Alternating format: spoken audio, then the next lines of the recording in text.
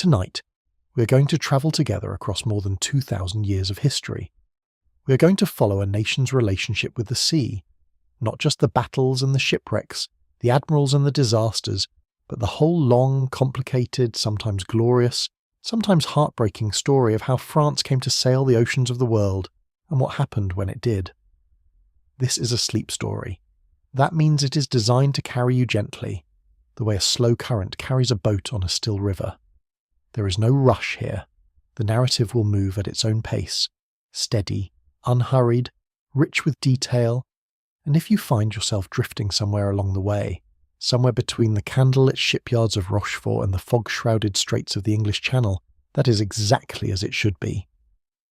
But before you drift, let me tell you what is waiting for you tonight. Because the story of the French Navy is not a simple story, it is not a tale of unbroken triumph or unbroken failure. It is something far more interesting than that.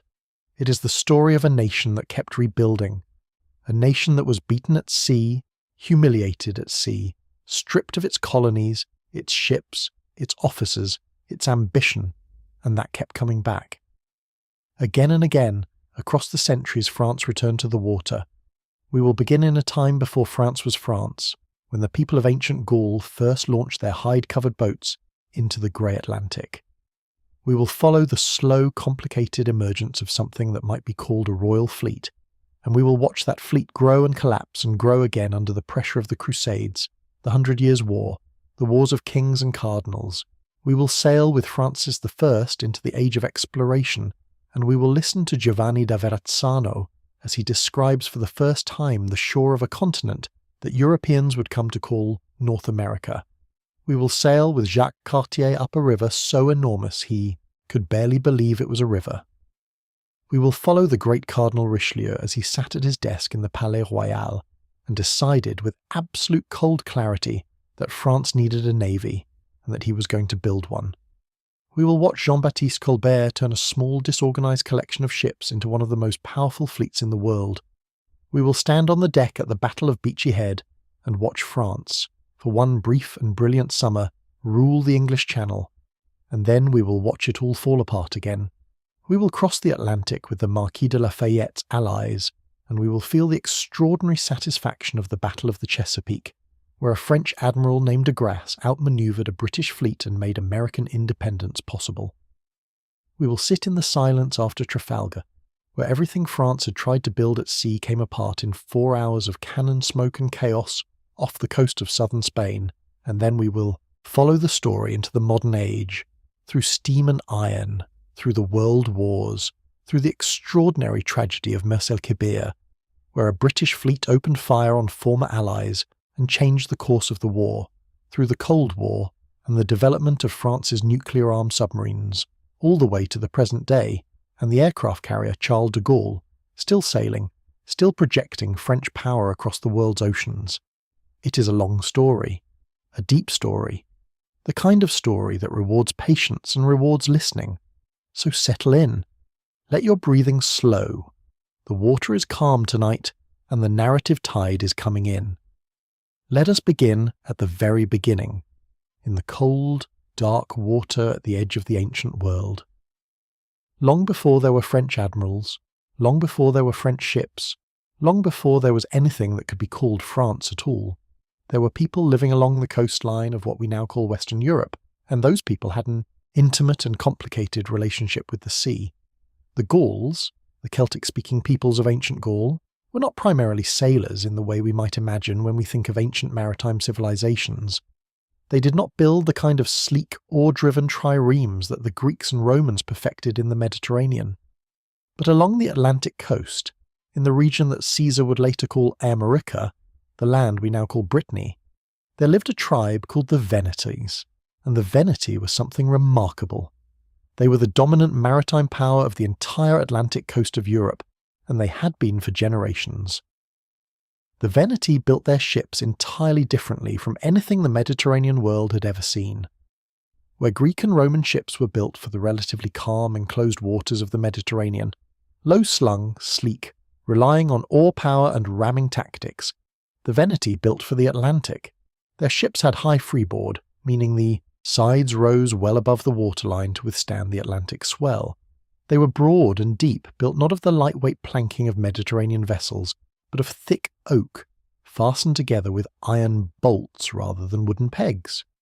Their sails were not the linen sails of Rome, but leather, cut from the hides of cattle, because leather could withstand the Atlantic wind in ways that linen could not. When Julius Caesar arrived in Gaul in 58 BC and began the long, methodical, often brutal process of conquest that would eventually bring all of Gaul under Roman rule, he encountered the Venetians, and he recognized immediately that they were not going to fall easily. The Veneti controlled the sea lanes of the Atlantic coast. They controlled the tin trade from Britain. They had alliances with tribes across the Channel, and they had their ships. Caesar was nothing if not adaptable. He ordered the construction of a Roman fleet on the Loire River, the first time anything like a proper navy had ever been assembled for operations in this part of the world. He found officers who understood the Atlantic, and in 56 BC, somewhere in the waters of what is now the Gulf of Morbihan off the coast of Brittany, he brought the Veneti fleet to battle. It was, by any measure, a strange kind of naval battle. The Roman ships could not ram the Veneti vessels effectively. The iron-bolted oak hulls simply absorbed the impact, and the Roman oarsmen struggled against the Atlantic swell in a way they never would have in the Mediterranean. But Caesar's commander, Decimus Brutus, not the Brutus of later infamy but an earlier man of the same family, had a solution. His sailors had prepared long hooks on poles, and as the battle developed, these hooks were used to cut the rigging ropes of the Veneti ships. The leather sails fell. The Veneti vessels, suddenly unmanoeuvrable, were surrounded and boarded one by one. It was a decisive Roman victory. Caesar, never one for half measures, had the entire Veneti leadership executed and the rest of the tribe sold into slavery. The Atlantic trading network that the Veneti had maintained for generations collapsed almost overnight. And for the next several hundred years, the sea lanes of western Gaul would be under Roman control, but the memory of the Veneti, their oak ships, their leather sails, their mastery of the Atlantic swell, lingered in the culture of the people of Armorica. When the Romans eventually departed and the Frankish kingdoms rose to take their place, when the long centuries of the early medieval period settled over Western Europe, the coastal peoples of what would become Brittany and Normandy and Poitou retained a relationship with the sea that would eventually, many centuries later, become the foundation of something extraordinary. Rome, in its dominance, maintained naval forces in the waters around Gaul primarily for defence and communication. The Romans established several important naval stations along the Channel coast, and they maintained a fleet, the Classi Britannica, specifically for the crossing to Britain. There are remains of Roman lighthouses still standing today at Dover on the English side, and at Boulogne on the French side, monuments to the long Roman habit of treating the Channel as a managed waterway rather than a wild frontier. But Rome was fading. Even at the height of Roman power in Gaul, the sea was never entirely Roman. Saxons raided the Channel coast. Irish pirates made landings along the Atlantic shore. And beginning in the 3rd century AD, the pressure from outside intensified until, in the early 5th century, Rome simply could no longer hold its western provinces together. The Franks came from the east. They were not a maritime people in any meaningful sense. Their world was the forest and the river valley, the horse and the sword, not the ship and the sail. When the Frankish kingdoms eventually consolidated under the Merovingian and then the Carolingian dynasties, they controlled one of the most powerful land empires in Western Europe. But the sea, the Channel, the Atlantic, the Mediterranean, remained for the Franks something peripheral, something to be defended against rather than dominated. And then the Vikings came, and the sea stopped being peripheral at all. The first recorded Viking raid on what is now France occurred in 799, when Norse longships appeared off the coast of Aquitaine. Over the following decades, the raids intensified dramatically. In 845, a Viking fleet of 120 ships sailed up the Seine River all the way to Paris itself. The Frankish king Charles the Bald watched from the bank as the Vikings sacked the city and demanded payment for their departure. He paid an enormous sum in silver, and the Vikings left, and then came back. This is where something important begins to take shape. The Carolingian monarchs, faced with the relentless pressure of Viking raids along every coastline and up every navigable river, began to think seriously about maritime defence. Charles the Bald ordered the construction of fortified bridges across the major rivers to stop Viking ships from penetrating inland. He organised coastal defences. He commissioned ships. They were not very good ships, and they were never enough ships. But the impulse, the recognition, that a king who does not control the water around his kingdom is vulnerable in a way that no amount of cavalry or infantry can fix, that impulse was real and consequential. There was also a strange and counterintuitive resolution to the Viking problem, one that would shape the history of France, and through France, the history of the world for centuries to come. In 911, the Carolingian king Charles the Simple made a deal with a Viking chieftain named Rollo. Charles granted Rollo and his followers a large territory at the mouth of the Seine, the territory that would become known as Normandy, the land of the Northmen. In exchange, Rollo swore fealty to Charles, converted to Christianity, and agreed to defend the region against other Vikings. It was an extraordinary bargain, and it worked. Rollo's descendants, the Dukes of Normandy, became among the most capable rulers in Western Europe. They absorbed the local Frankish culture while retaining the Norse genius for seamanship and ship construction. Within a few generations, they had created something genuinely new, a Norman culture that combined Frankish administrative sophistication with Norse maritime skill, and that would eventually produce, among other things, the most audacious naval expedition of the 11th century. In 1066, William, Duke of Normandy, assembled a fleet on the Norman coast and crossed the English Channel to contest the throne of England. This was not a simple pirate raid. This was a full-scale military invasion. Hundreds of ships, thousands of soldiers, horses, supplies, siege equipment. William won, the conquest succeeded, and Norman kings sat on the English throne for generations. But the more immediate point for our purposes tonight is this. The Norman fleet that crossed to England in 1066 was probably the most sophisticated naval operation attempted in northern Europe since the days of Roman power. It required coordination, logistics, seamanship, and the kind of military planning that takes an organisational mind of the First Order. France was learning, slowly and sometimes painfully, that the sea was not just something that happened at its edges. The sea was a domain that could be mastered or abandoned. And abandonment, as the Viking raids had shown, was not really an option. The Crusades changed everything. Not immediately, and not in the ways most people assume, but over the long arc of the 11th through 13th centuries, the repeated need to move large armies across the Mediterranean to fight for control of the Holy Land forced the kingdoms of Western Europe to confront, in a very concrete and practical way, the question of sea power. You cannot get from France to Jerusalem by land without crossing through territories that are not particularly welcoming. You need ships, a lot of ships. And the question of where those ships come from, and who owns them, and who controls the routes, is not a minor logistical detail. It is a fundamental question of strategy and sovereignty. The First Crusade, launched in 1096, was organised primarily as a land expedition. The armies of the First Crusade marched overland through the Balkans, across Anatolia, down through Syria, and finally to Jerusalem, which they captured in 1099 in circumstances that remained controversial even by the standards of an age accustomed to brutal warfare.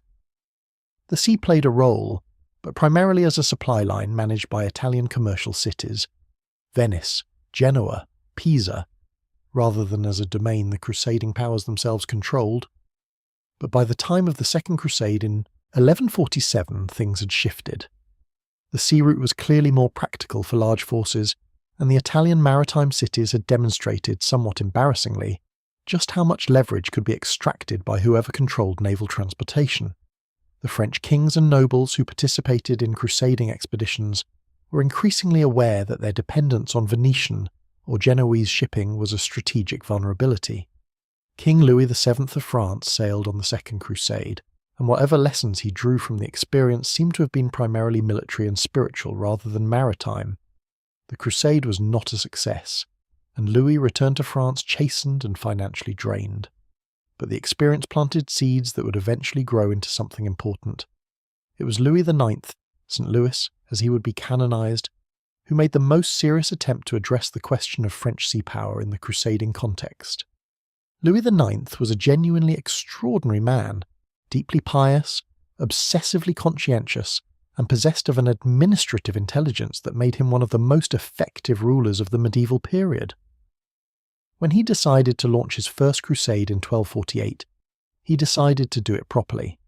He chose the port of Aigues-Mortes as the embarkation point for his fleet. This was itself a significant decision.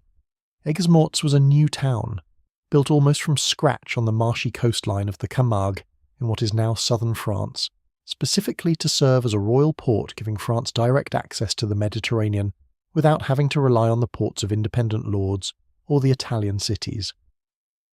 Louis had towers built, walls constructed, a canal dug.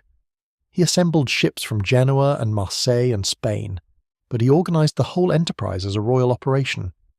This was not a baron's private expedition. This was a king going to war, and he was going to war at sea. The fleet that left Aigues-Mortes in August 1248 was enormous. Some accounts put it at more than 100 vessels, carrying perhaps 15,000 men, along with horses, weapons, food for months of campaigning. They sailed east to Cyprus, wintered there, and then launched the main assault on Egypt, capturing the port city of Damietta in June 1249. The Egyptian campaign ultimately failed. Louis was captured, ransomed for an enormous sum, and spent several years in the Holy Land trying to consolidate what little could be saved before eventually returning to France in 1254. But the maritime dimension of this crusade was not lost on those who observed it. France had organised, at royal expense and under royal direction, one of the largest naval expeditions in medieval history. The infrastructure at Aigues-Mortes represented a genuine investment in sea power, the first time a French monarch had built a royal port specifically for naval operations. Louis IX launched a second crusade in 1270, this time aimed at Tunis. He did not survive it. He died, of dysentery before the walls of Carthage, almost in sight of the ruins of the ancient Phoenician city that had once challenged Rome for mastery of the Mediterranean. It was a sad end for a remarkable king, but even in death he had left his mark on French maritime history. The infrastructure he built, the administrative habits he established, the recognition that sea power required not just ships but ports, and logistics and institutional support, these would echo through French history for centuries. Meanwhile, on the Atlantic coast, something quieter but equally important was developing: the wine trade. Specifically, the wine trade between Bordeaux and England. From the time when Bordeaux became an English possession in 1152, through the marriage of Eleanor of Aquitaine to the future Henry II of England, the annual wine fleet that sailed from the Gironde estuary to English ports was one of the largest commercial maritime operations in the world. Hundreds of ships, thousands of sailors, vast quantities of cargo. The merchants of Bordeaux and the sailors of the Atlantic coast were developing expertise in navigation, in ship construction, in the organisation of large maritime convoys that had nothing to do with crusades or kings, but that represented a deep and practical foundation of maritime skill. The Bay of Biscay ports, Bayonne, La Rochelle, Saint-Malo, were becoming significant maritime centres. Saint-Malo in particular, the granite-walled city on its tidal island off the coast of Brittany, was developing the culture of bold, independent seamanship that would eventually produce some of the most audacious explorers and privateer captains in French history. The Malouins, as the inhabitants of Saint-Malo were called, had a reputation even in the medieval period for sailing further and fighting harder than their neighbours. There was something in the isolation of that rocky coast, and the ferocity of the tides and the unpredictability of the weather that seemed to breed a particular kind of sailor. The Normans, too, were developing their maritime heritage. The great port of Rouen on the Seine was one of the most important commercial centres in northern Europe, and the Norman coast was producing sailors who ranged widely, into the English Channel, into the North Sea, down the Atlantic coast. Norman ships were present in the Mediterranean as early as the 11th century, and Norman adventurers had carved out a kingdom in Sicily that became one of the most sophisticated states in Europe. The descendants of Vikings had not forgotten the sea. What was still missing, as the 13th century gave way to the 14th, was any consistent royal institution for organising and maintaining naval power. Ships were requisitioned from merchants when needed. Sailors were hired when a fleet was required and discharged when the campaign was over. There was no permanent fleet, no professional naval officer corps, no consistent system of shipbuilding or maintenance. When a king needed warships, he scrambled to find them. When the war was over, the ships went back to their owners or rotted at their moorings. This would have to change. The next great test of French naval power would make that very clear in the most brutal possible way. The morning of June 24, 1340, began with extraordinary confidence on the French side. The French fleet had gathered in the Zwin estuary, the narrow tidal inlet on the Flemish coast near the town of Slees, and it was an impressive gathering. Perhaps 200 ships, possibly more. The chroniclers give varying numbers, but all agree it was a very large fleet. At its head were 2 admirals, Hugues Quiéret and Nicolas Béhuchet, and a Genoese mercenary commander named Barbavera. They had received reports that an English fleet under King Edward III was approaching, and they had chosen to wait for it rather than sail out to meet it. This turned out to be a fatal decision, and Barbavera, the professional, apparently argued against it. He wanted to take the fleet out into open water where it could manoeuvre. The French admirals overruled him. They ordered the ships chained together in 3 lines across the entrance to the estuary, creating what they imagined was an impenetrable barrier. A floating fortress of linked ships that the English would have to break through head-on. What they had actually created was a target. Edward III's fleet arrived in the late morning, the sun behind the English ships, wind favourable. Edward surveyed the French formation and did exactly what any competent commander would do in such circumstances. He declined to attack immediately. He manoeuvred his fleet, tacking back and forth as if uncertain, giving the impression of hesitation while actually allowing the wind to shift more fully in his favour, and giving himself time to arrange his own ships in the most effective possible order. The English formation was carefully organised, ships carrying archers alternating with ships carrying men-at-arms, and as they finally drove in against the stationary chained French line, the archers began their work. The result was catastrophic. The French ships, locked together and unable to manoeuvre, were struck again and again by English arrows. Their decks swept clear of defenders before the English men-at-arms came over the rails. Ship after ship was taken. Quiéret was killed. Béhuchet was captured and then hanged from his own ship's mast on Edward's direct orders, a measure of how seriously the English king viewed this victory and how much contempt he had for his opponent. Barbavera, the professional who had tried to prevent the disaster, managed to escape with a small number of ships by cutting them free from the chain formation and sailing out into open water. The losses were staggering. Estimates vary, but most historians accept that somewhere between 16,000 and 18,000 French sailors and soldiers died in the Battle of Slees. It was, by any measure, one of the worst naval defeats in French history, and it had enormous consequences. The battle effectively gave Edward the third naval supremacy in the Channel for years afterward, which meant English armies could cross to France at will while French armies could not threaten England's southern coast. The strategic implications played out over the following decades in the campaigns of the 100 Years' War, Crécy, Poitiers, all the great disasters of French arms in that long conflict.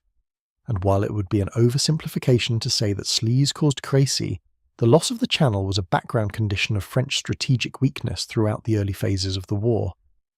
But France kept fighting, and France kept building ships. The 100 Years' War, precisely because it was so catastrophic and so extended, forced France to confront the question of naval power with unprecedented seriousness. Jean de Vienne, appointed Admiral of France in 1373 by King Charles V, represented a genuine effort to professionalise French naval command. De Vienne was not merely a courtier given a prestigious title. He was an active commander who took his responsibilities seriously and thought carefully about what a French navy should look like and how it should function. He argued for permanent royal ships, maintained at royal expense, with trained crews who were naval professionals rather than requisitioned merchant sailors. He argued for the kind of institutional continuity that would allow France to build naval expertise across generations rather than starting from scratch each time a king needed a fleet. Charles V was a thoughtful and intelligent king, and he listened. The Clos des Galets at Rouen, a royal shipyard and naval arsenal, was developed and expanded during this period.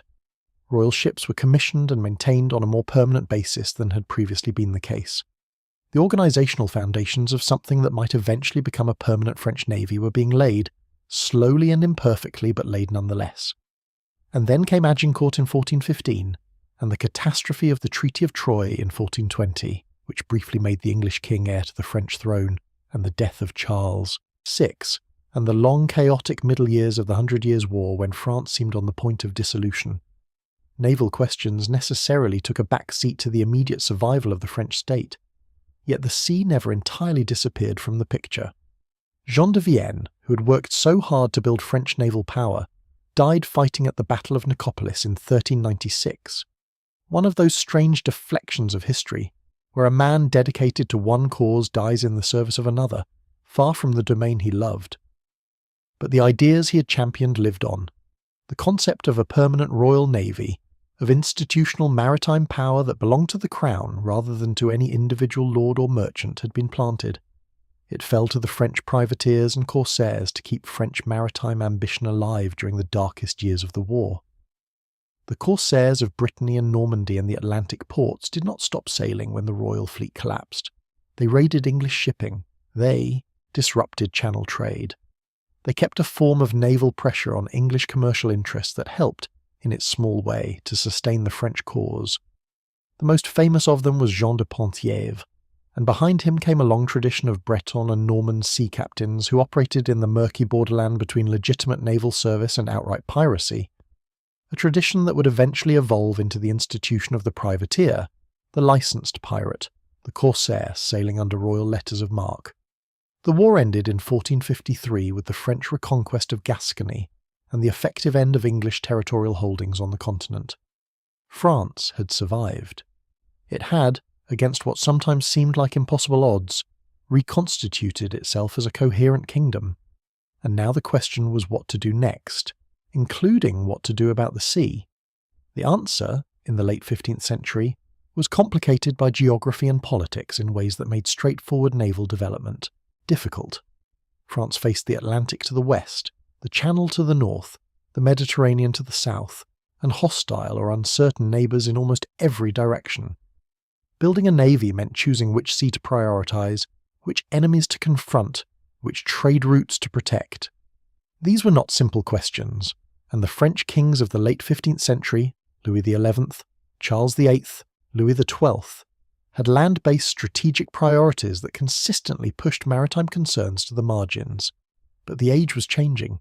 The Portuguese were pushing south along the African coast. The Spanish were about to discover something extraordinary in the Western Atlantic. The world was expanding in ways that would, within a generation, make maritime power not just strategically important, but existentially critical for any kingdom that aspired to great power status. France was about to realise that it had been spending its energy on European dynastic quarrels while the Portuguese and Spanish were claiming the entire rest of the world. The wake-up call came in the form of a Florentine sailor working for a French king. Francis I of France was 20 years old when he became king in 1515, and he was, by almost every account, one of the most charismatic and energetic monarchs France had ever produced. He was tall, physically imposing, with a long nose and an appetite for magnificence that expressed itself in art, architecture, warfare and diplomacy. He brought Leonardo da Vinci to France and housed him at the Château de Clos-Lucé near Amboise. He built the Château de Chambord. He fought for the control of Italy with a ferocity that consumed enormous resources and produced mixed results. And somewhere in the middle of all this magnificence and warfare, he found time to be genuinely interested in the sea. Francis had been educated in the humanist tradition that made classical learning fashionable and that brought, along with Latin grammar and Greek philosophy, an awareness of what the Spanish and Portuguese had been doing with their ships. Columbus had reached the Caribbean in 1492.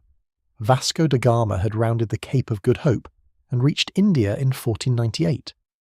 The Treaty of Tordesillas in 1494 had divided the non-European world between Spain and Portugal, a papal gift of breathtaking ambition that essentially awarded these two Iberian kingdoms ownership of any land their ships might discover.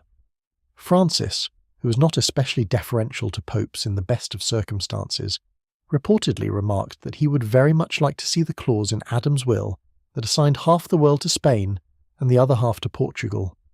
It was in this spirit, a spirit of competitive royal ambition seasoned with genuine curiosity about the wider world, that Francis I authorised an expedition in 1523. He hired a Florentine navigator named Giovanni da Verrazzano, gave him 4 ships, and sent him west to find a passage to Asia along the northern Atlantic coast, the coast that Spain and Portugal had not yet explored and therefore, in Francis's view, could not claim. Verrazzano was an extraordinary man. He had been educated in Florence and had likely sailed with Portuguese or Spanish ships before entering French service. He was, by the standards of his time, scientifically minded, careful, observant, genuinely interested in the geography and the peoples of the lands he encountered, rather than simply cataloguing them for commercial or colonial purposes. He wrote a long letter to Francis after his voyage, a letter that is still one of the most remarkable documents in the history of American exploration, and in it he described his journey with a combination of geographical precision and almost lyrical wonder. He left France in the winter of 1523 with 4 ships, but storms in the Bay of Biscay battered the fleet so badly that he returned to port and started again with just 2 ships, then continued alone in his flagship the Dauphine after the second ship was also damaged. He reached the coast of North America, probably somewhere near Cape Fear in what is now North Carolina, in early 1524, and then sailed north along the coast in what was, as far as anyone knows, the first systematic European exploration of the North American coastline from the Carolinas to Maine. He sailed past what is now New York Harbor, becoming the first European explorer to enter the harbour since, possibly, Norse voyagers centuries earlier. He described the harbour with appropriate reverence. A large lake, he called it, surrounded by low green hills, through a narrow entrance from the sea, with many people on the shore watching his ship with what he interpreted as friendly curiosity. He did not land. The wind changed, and he continued north, eventually reaching what is now Newfoundland before turning back to France. The letter he wrote to Francis I described a new continent with care and intelligence. Verrazzano did not know whether the landmass he had explored was connected to Asia or was something entirely separate. This remained a matter of genuine uncertainty for decades, but he had mapped its coastline well enough to make clear that it was vast and that it was potentially valuable. He named the new land Francesca, after his king, though the name did not stick. Francis I was encouraged. He authorised Verrazzano's return, and Verrazzano made 2 more voyages to America, the last of which ended in his death, eaten, according to the accounts that filtered back to Europe, by the inhabitants of a Caribbean island, though the details remain unclear and somewhat disputed. But his work had been done. He had demonstrated that a French ship could cross the Atlantic, that the northern route was viable, and that there was a whole coastline of a new world waiting to be explored, traded with, and potentially colonised. The next step was Jacques Cartier. Cartier was from Saint-Malo, and he embodied everything that city stood for. He was tough, practical, ambitious, and possessed of the particular Maloan quality of sailing directly toward difficulties rather than around them. He had sailed to Brazil and Newfoundland before Francis commissioned him, in 1534 for the voyage that would make his name permanent in the geography of North America. Francis wanted to find not just a coastline, but a passage, a way through or around the new continent to reach the riches of Asia. He also wanted gold and silver, the kind of wealth that was making Spain fabulously powerful from its mines in Mexico and Peru. Cartier sailed in April 1534 with 2 ships and 61 men. He crossed the Atlantic in 20 days, a remarkably fast passage, and entered the Gulf of St. Lawrence. He explored the coastline of the Gulf, encountered the Iroquoian peoples of the region, planted a cross on the Gaspé Peninsula claiming the land for France, and returned to France that autumn. He had not found gold. He had not found a passage to Asia. But he had found something that would prove, in the long run, more significant. A great river leading deep into the interior of the continent. He went back the following year, 1535, with 3 ships and 110 men, and this time he sailed up the river. The river was so enormous that it seemed impossible it was merely a river. It felt like an arm of the sea. The Iroquoian people he had met the previous year called it the Kanata, their word for village or settlement. But Cartier applied it to the river and eventually to the entire territory around it, and so Canada got its name from a misunderstanding, or perhaps from a kind of translation, that turned a word for a small place into a name for a vast country. Cartier sailed all the way to the site of the Iroquoian town of Hochelaga, at the foot of a great mountain he named Mont-Royal, Royal Mountain, Montreal. And here the river narrowed and the current strengthened past the point where his ships could proceed. He went ashore, climbed the mountain, and saw before him the great valley of the St. Lawrence stretching away to the horizon in all directions, enormous and green and ancient beyond his imagining. He wintered near the Iroquoian town of Stadacona, near the site of what is now Quebec City, and this was not a pleasant winter. The cold was unlike anything his Norman sailors had experienced. Men died of scurvy. Relations with the Iroquoian people became strained and eventually hostile. When spring came, Cartier kidnapped several Iroquoian people, including their leader Donnacona, and brought them back to France to present to Francis as evidence of the civilization he had found. Cartier returned once more in 1541, this time leading a larger expedition with colonists, livestock and supplies for a permanent settlement. He found what he believed were diamonds and gold near the settlement he established at Cap Rouge, and he sent back to France samples of the sparkling stones and glittering yellow metal.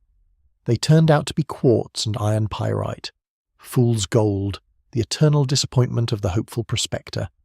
And when the truth became known in France, the colony, which was struggling badly in any case with cold and disease and hostile relations with the local people, was eventually abandoned. But Cartier had done something that could not be undone.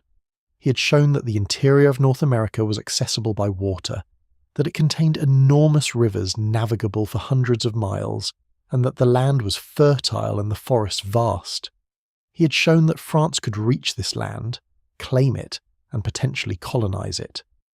The exploitation of these possibilities would take another century to develop fully, but the direction was set.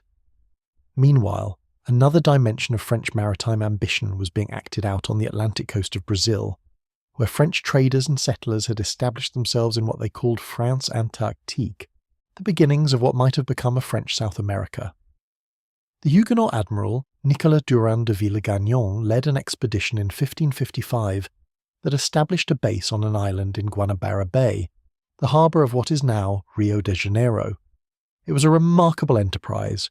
French Protestants and Catholics, settlers and soldiers, philosophers and pastors, all crowded onto a small island in a tropical harbour, trying to build something new. It lasted only a decade before the Portuguese, who were very much not pleased to find a French colony in what they regarded as their territory, drove the French out in 1565.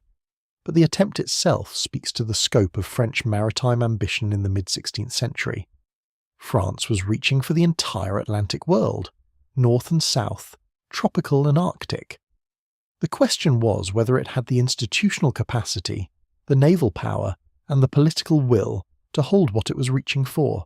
The answer, in the short term at least, was deeply complicated by something happening inside France itself. The French Wars of Religion, which convulsed France from 1562 to 1598, were primarily a land conflict.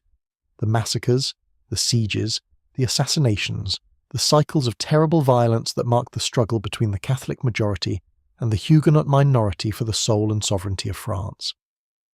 But the sea was not entirely absent from this story.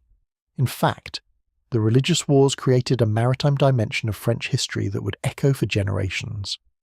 The Huguenots, French Protestants of the Calvinist tradition, were disproportionately represented among the merchant and artisan classes of the Atlantic port cities.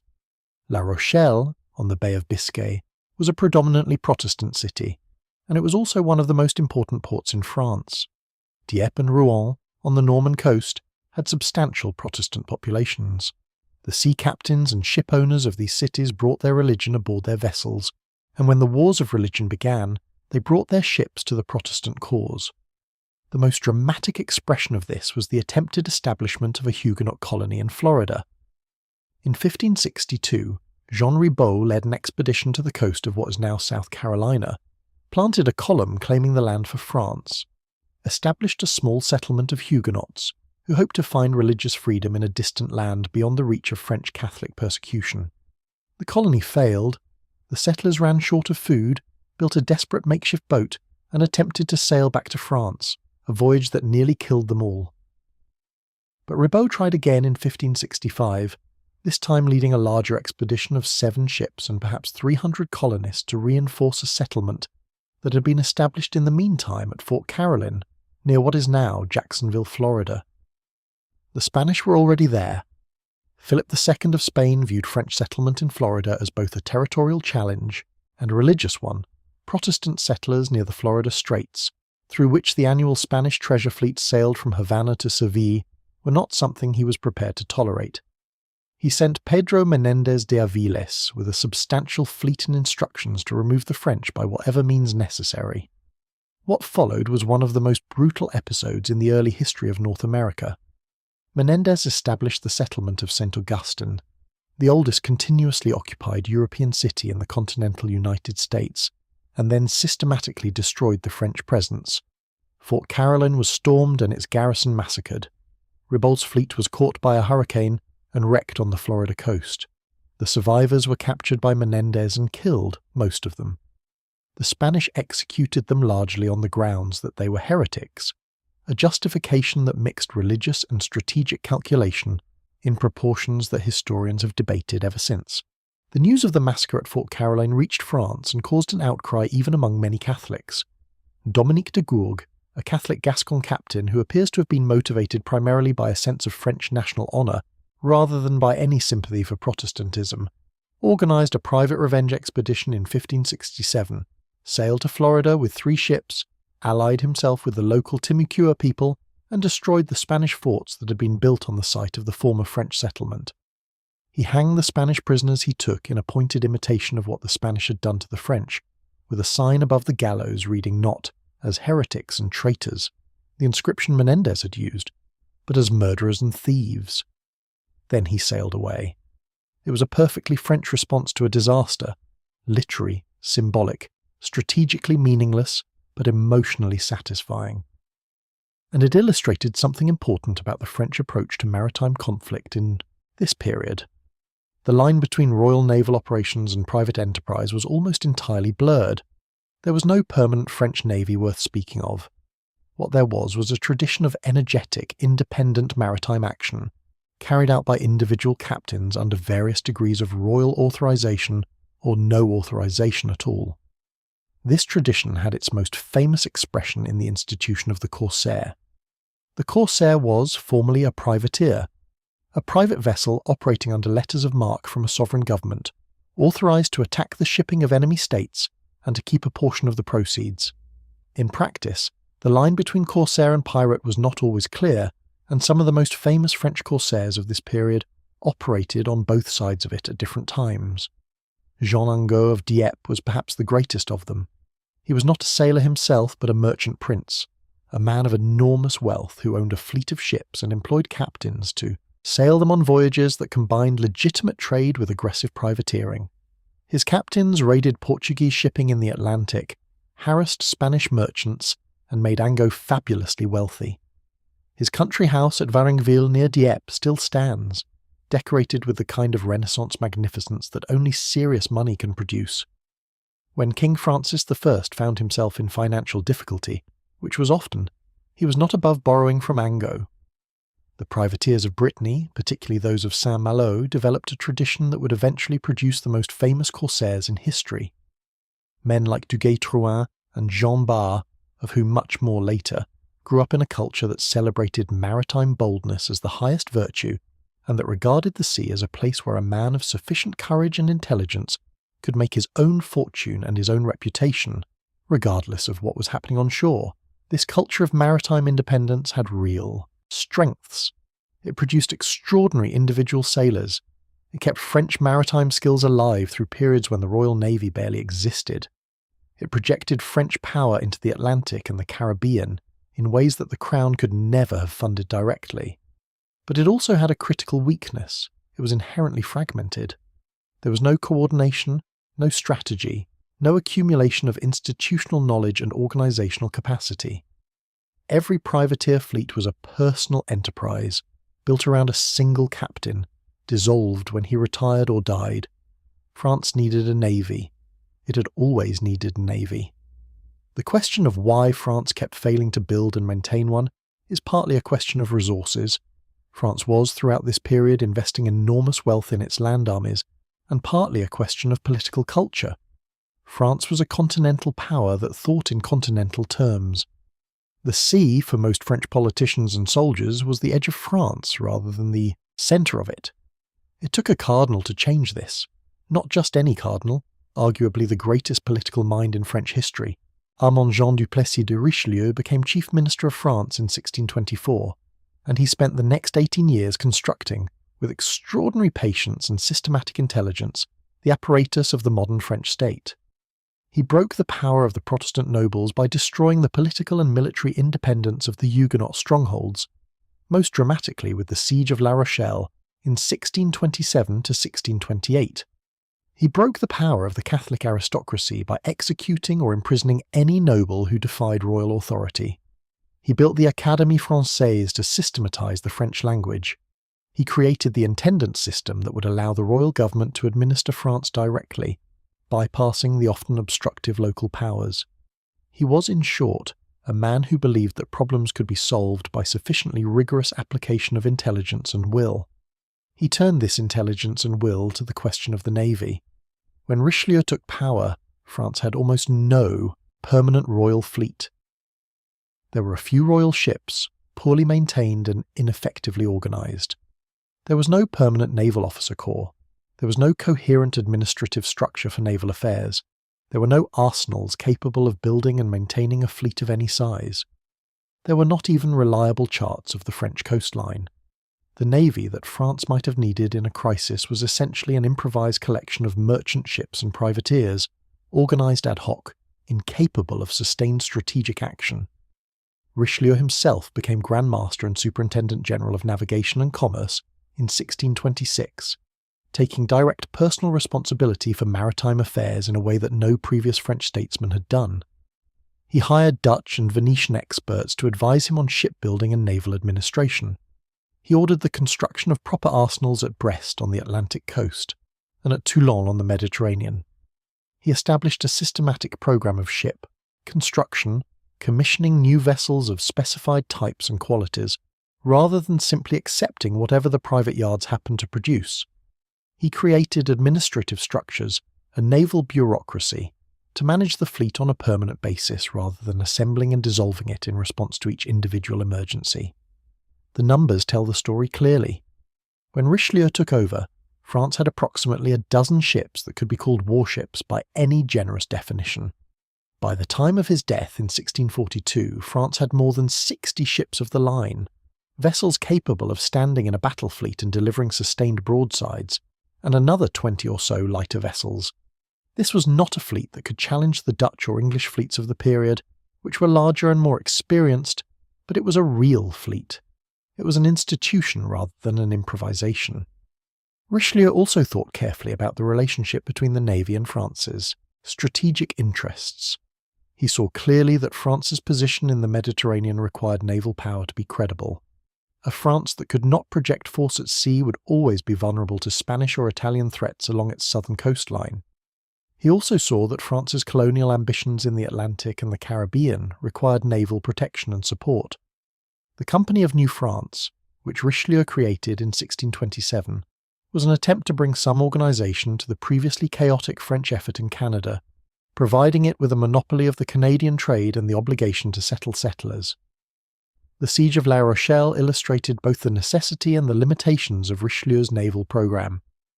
La Rochelle was a Protestant stronghold that had been virtually independent of royal authority for decades, protected by its harbour and by the sympathy and occasional direct assistance of England. The English, under the Duke of Buckingham, twice attempted to relieve the city by sea, massive naval expeditions that were beaten back partly by French resistance and partly by Buckingham's own spectacular incompetence. But the fact that English ships could sail into French waters and challenge French authority near a major French port illustrated precisely the vulnerability that Richelieu was trying to address. The siege itself was conducted by constructing an enormous dike across the harbour mouth, blocking any supply ships from reaching the city. It was a feat of extraordinary engineering, executed under Richelieu's direct supervision, and it worked. La Rochelle fell in October 1628 after a 14-month siege, and the Huguenot nobles who had made the city their stronghold were finally broken as a political force. But the ability to build a dike across a harbour was not the same as the ability to defeat an enemy fleet at sea, and Richelieu knew this. He continued to build. He continued to recruit expertise from abroad, to develop French shipbuilding capacity, to create the administrative and financial structures that could sustain a permanent navy. He died in 1642 before his programme was complete, but he left behind something his predecessors had never managed to create: the beginnings of a genuine naval institution. An organisation with its own buildings, its own documents, its own procedures, its own accumulated knowledge. His legacy was taken up by his successor in the office of Chief Minister, another cardinal, Giulio Mazzarino, the Italian-born churchman who served the young Louis XIV through the turbulent years of the Fronde, the aristocratic revolt that nearly undid everything Richelieu had built. And after Mazarin's death in 1661, when Louis XIV took personal control of his government and began the extraordinary exercise of royal power that would define his reign, the foundations Richelieu had laid were picked up by one of the greatest administrative geniuses in French history. Jean-Baptiste Colbert was the son of a merchant, self-made, intensely practical, possessed of an intelligence that expressed itself in numbers and ledgers and organisational charts rather than in the grand gestures and theatrical authority that Richelieu had favoured. But Colbert understood, as Richelieu had understood, that sea power was not an optional extra for a great power. It was a necessity. In 1661, when Louis XIV took personal power after the death of Mazarin, the French navy had perhaps 30 ships that could be called ships of the line. By 1683, 22 years later, it had 276. This transformation is one of the most remarkable stories in the history of sea power, and the man most responsible for it was Jean-Baptiste Colbert. Colbert became Secretary of State for the Navy in 1669, though his influence over naval affairs had been growing for years before that. He was already Controller General of Finances, and he understood that the Navy was both an instrument of power and an economic engine. Strong navy protected French commerce, opened new markets, intimidated rivals, and provided employment for thousands of workers in shipyards and sail lofts and rope walks. It was, in Colbert's vision, simultaneously a strategic tool, an economic investment, and a demonstration of royal magnificence. He began at the beginning with the arsenals. The arsenals at Brest, Toulon, and Rochefort became, under Colbert's direction, among the most impressive industrial establishments in the world. Rochefort, built almost from scratch on the Atlantic coast beginning in 1666, was a planned city as well as a shipyard, laid out on a grid, designed from the foundations up as a naval establishment. The Corderie Royale at Rochefort, the rope factory, was and remains a building of extraordinary scale, 374 metres long, built to manufacture the miles of rope that a fleet of sailing ships required. It still stands today, beautifully preserved, and walking its length, gives some sense of the industrial ambition that Colbert was realising. Brest was already an established port on the Atlantic coast of Brittany, sheltered by one of the finest natural harbours in Europe, a vast, almost landlocked bay ringed by granite cliffs, with a narrow entrance easily defended and deep enough for the largest ships. Colbert expanded it enormously, building dry docks, warehouses, barracks, hospitals, and all the supporting infrastructure that a major fleet base required. Toulon, on the Mediterranean, received similar investment, but the physical infrastructure was only part of the transformation. Colbert was equally insistent on the development of human capital: officers, engineers, pilots, surgeons, administrators.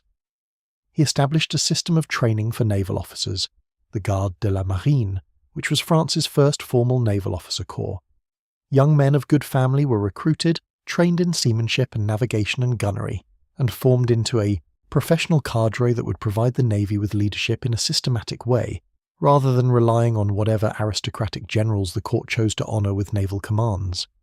He developed the system of classe de la marine, a form of naval conscription applied specifically to coastal communities that essentially required the male population of fishing villages and ports to be available for naval service when needed. This was deeply unpopular and not always effectively enforced, but it gave the Navy a theoretical reserve of trained manpower that no simple press gang system could have provided. He hired the best shipbuilders in France, and when France's best was not good enough, he hired from abroad. Dutch shipwrights, English designers, Venetian specialists, all were brought to France and set to work in the royal arsenals, teaching French craftsmen the techniques that had made the ships of other nations the standards of the age. The ships that emerged from the French arsenals under Colbert's direction were, by the 1680s, among the finest in the world, better designed, better built, better armed than their English or Dutch counterparts in many respects. The man who commanded this fleet was Admiral General Abraham Duquesne, the son of a sailor from Dieppe, a Protestant who had converted to Catholicism in adulthood, or perhaps had not in any deep sense, since his religious loyalties remained a matter of some suspicion, and one of the most capable fleet commanders of the 17th century. Duquesne had served the Swedish crown before returning to French service, and he brought to his command a professional seriousness and tactical imagination that was exactly what Colbert's navy needed. In 1676, Duquesne fought the Dutch Admiral Michel de Ruyter, one of the greatest sea commanders in history, the man who had twice sailed into the Thames to humiliate the English, in a series of battles off Sicily. The campaign, fought in the waters, around Syracuse and Agrigento, culminated in the Battle of Syracuse in April 1676, where Duquesne's handling of the French fleet was so skillful that de Ruyter, already wounded by a cannonball, died of his injuries after the battle. The great Dutch admiral, the man who had commanded at the 4 days' battle and the raid on the Medway, died in part from wounds received while fighting the French in Sicilian waters.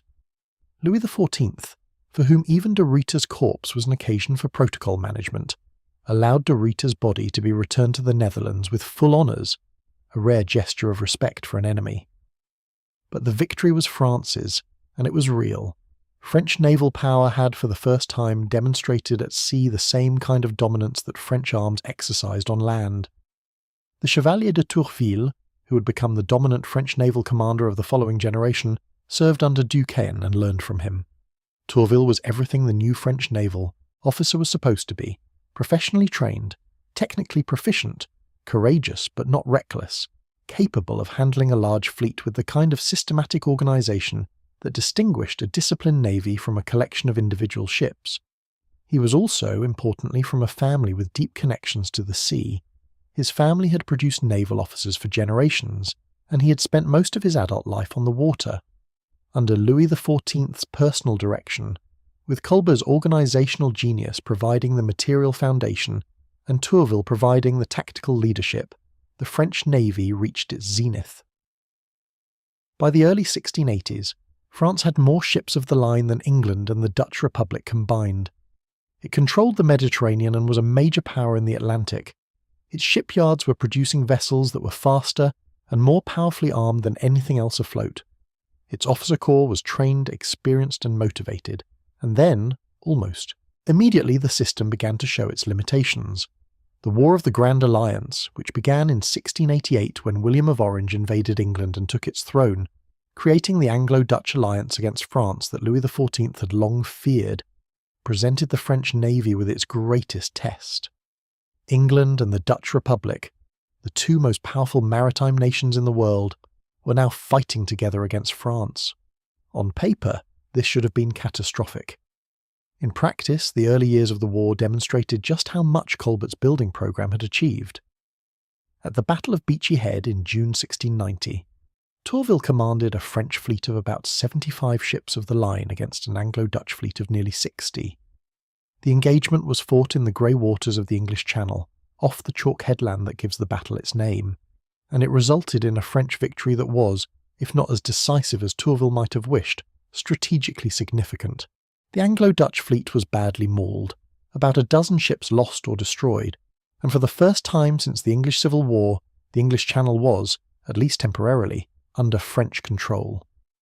The consequences were limited, largely because Louis XIV declined to exploit his naval victory with the kind of bold land action, an invasion of England, that might have translated tactical success into strategic transformation. Louis was not fundamentally a naval thinker. His great victories and ambitions were on land, in the Rhine Valley and the Low Countries, and the idea of risking everything on a naval invasion was not the kind of gamble he was prepared to make. The fleet won at Beachy Head, and Louis moved his armies in Flanders. Tourville continued to fight. He raided the English coast.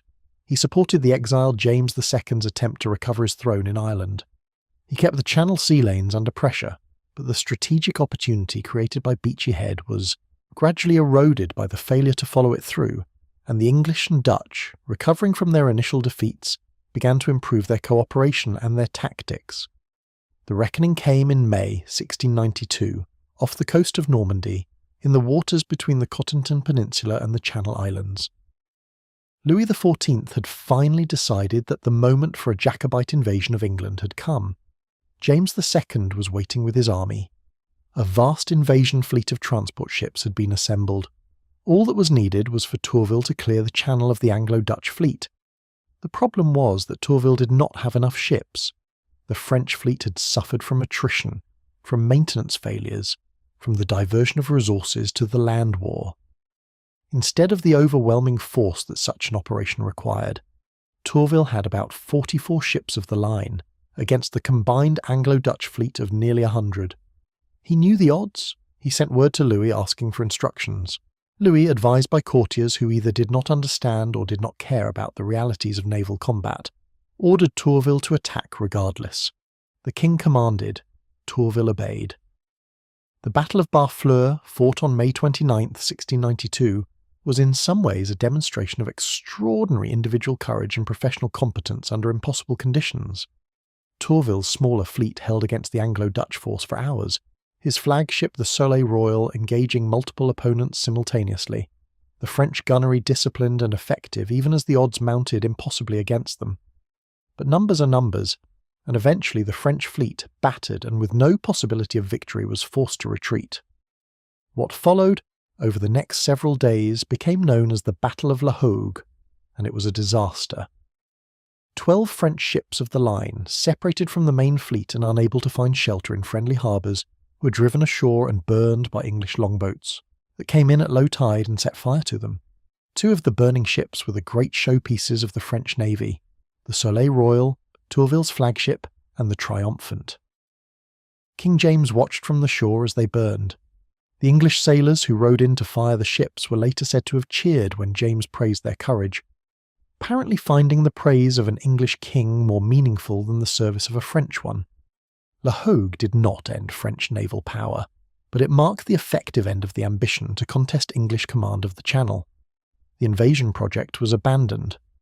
The following years saw a shift in French naval strategy, away from direct confrontation with the Anglo-Dutch battle fleet and toward commerce warfare, the guerre de course, the systematic targeting of enemy merchant shipping by squadrons of fast, heavily armed vessels.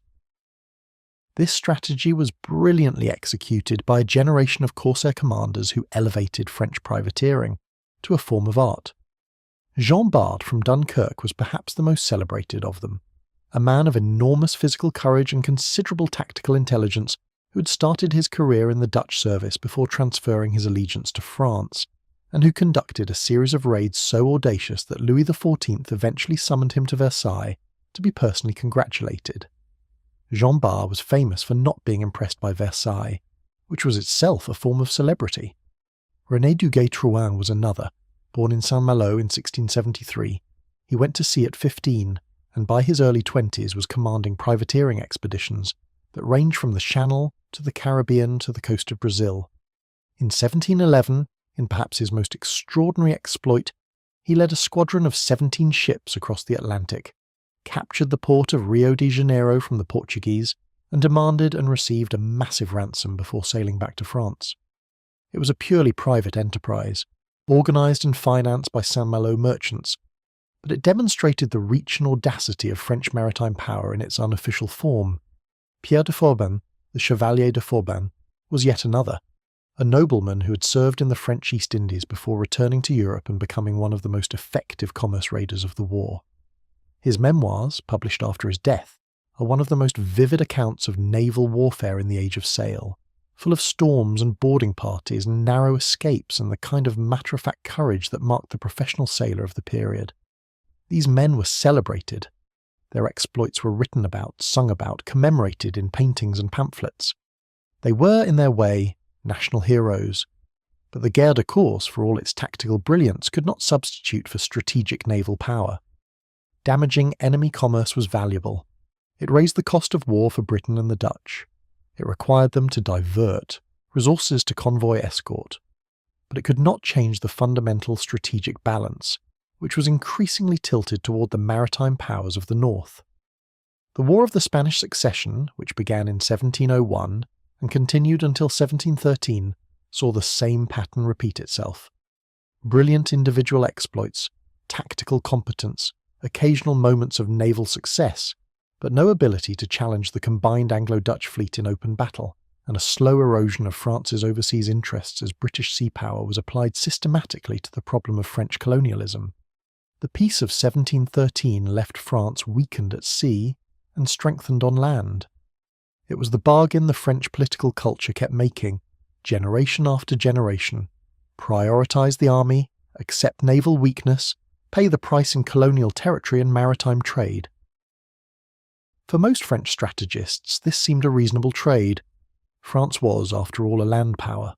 Its security came from its borders, its rivers, its fortresses, its cavalry. The sea was the edge of France, not the centre, but the edge was becoming more important with every passing decade as the global trading networks expanded and the value of colonial possessions grew.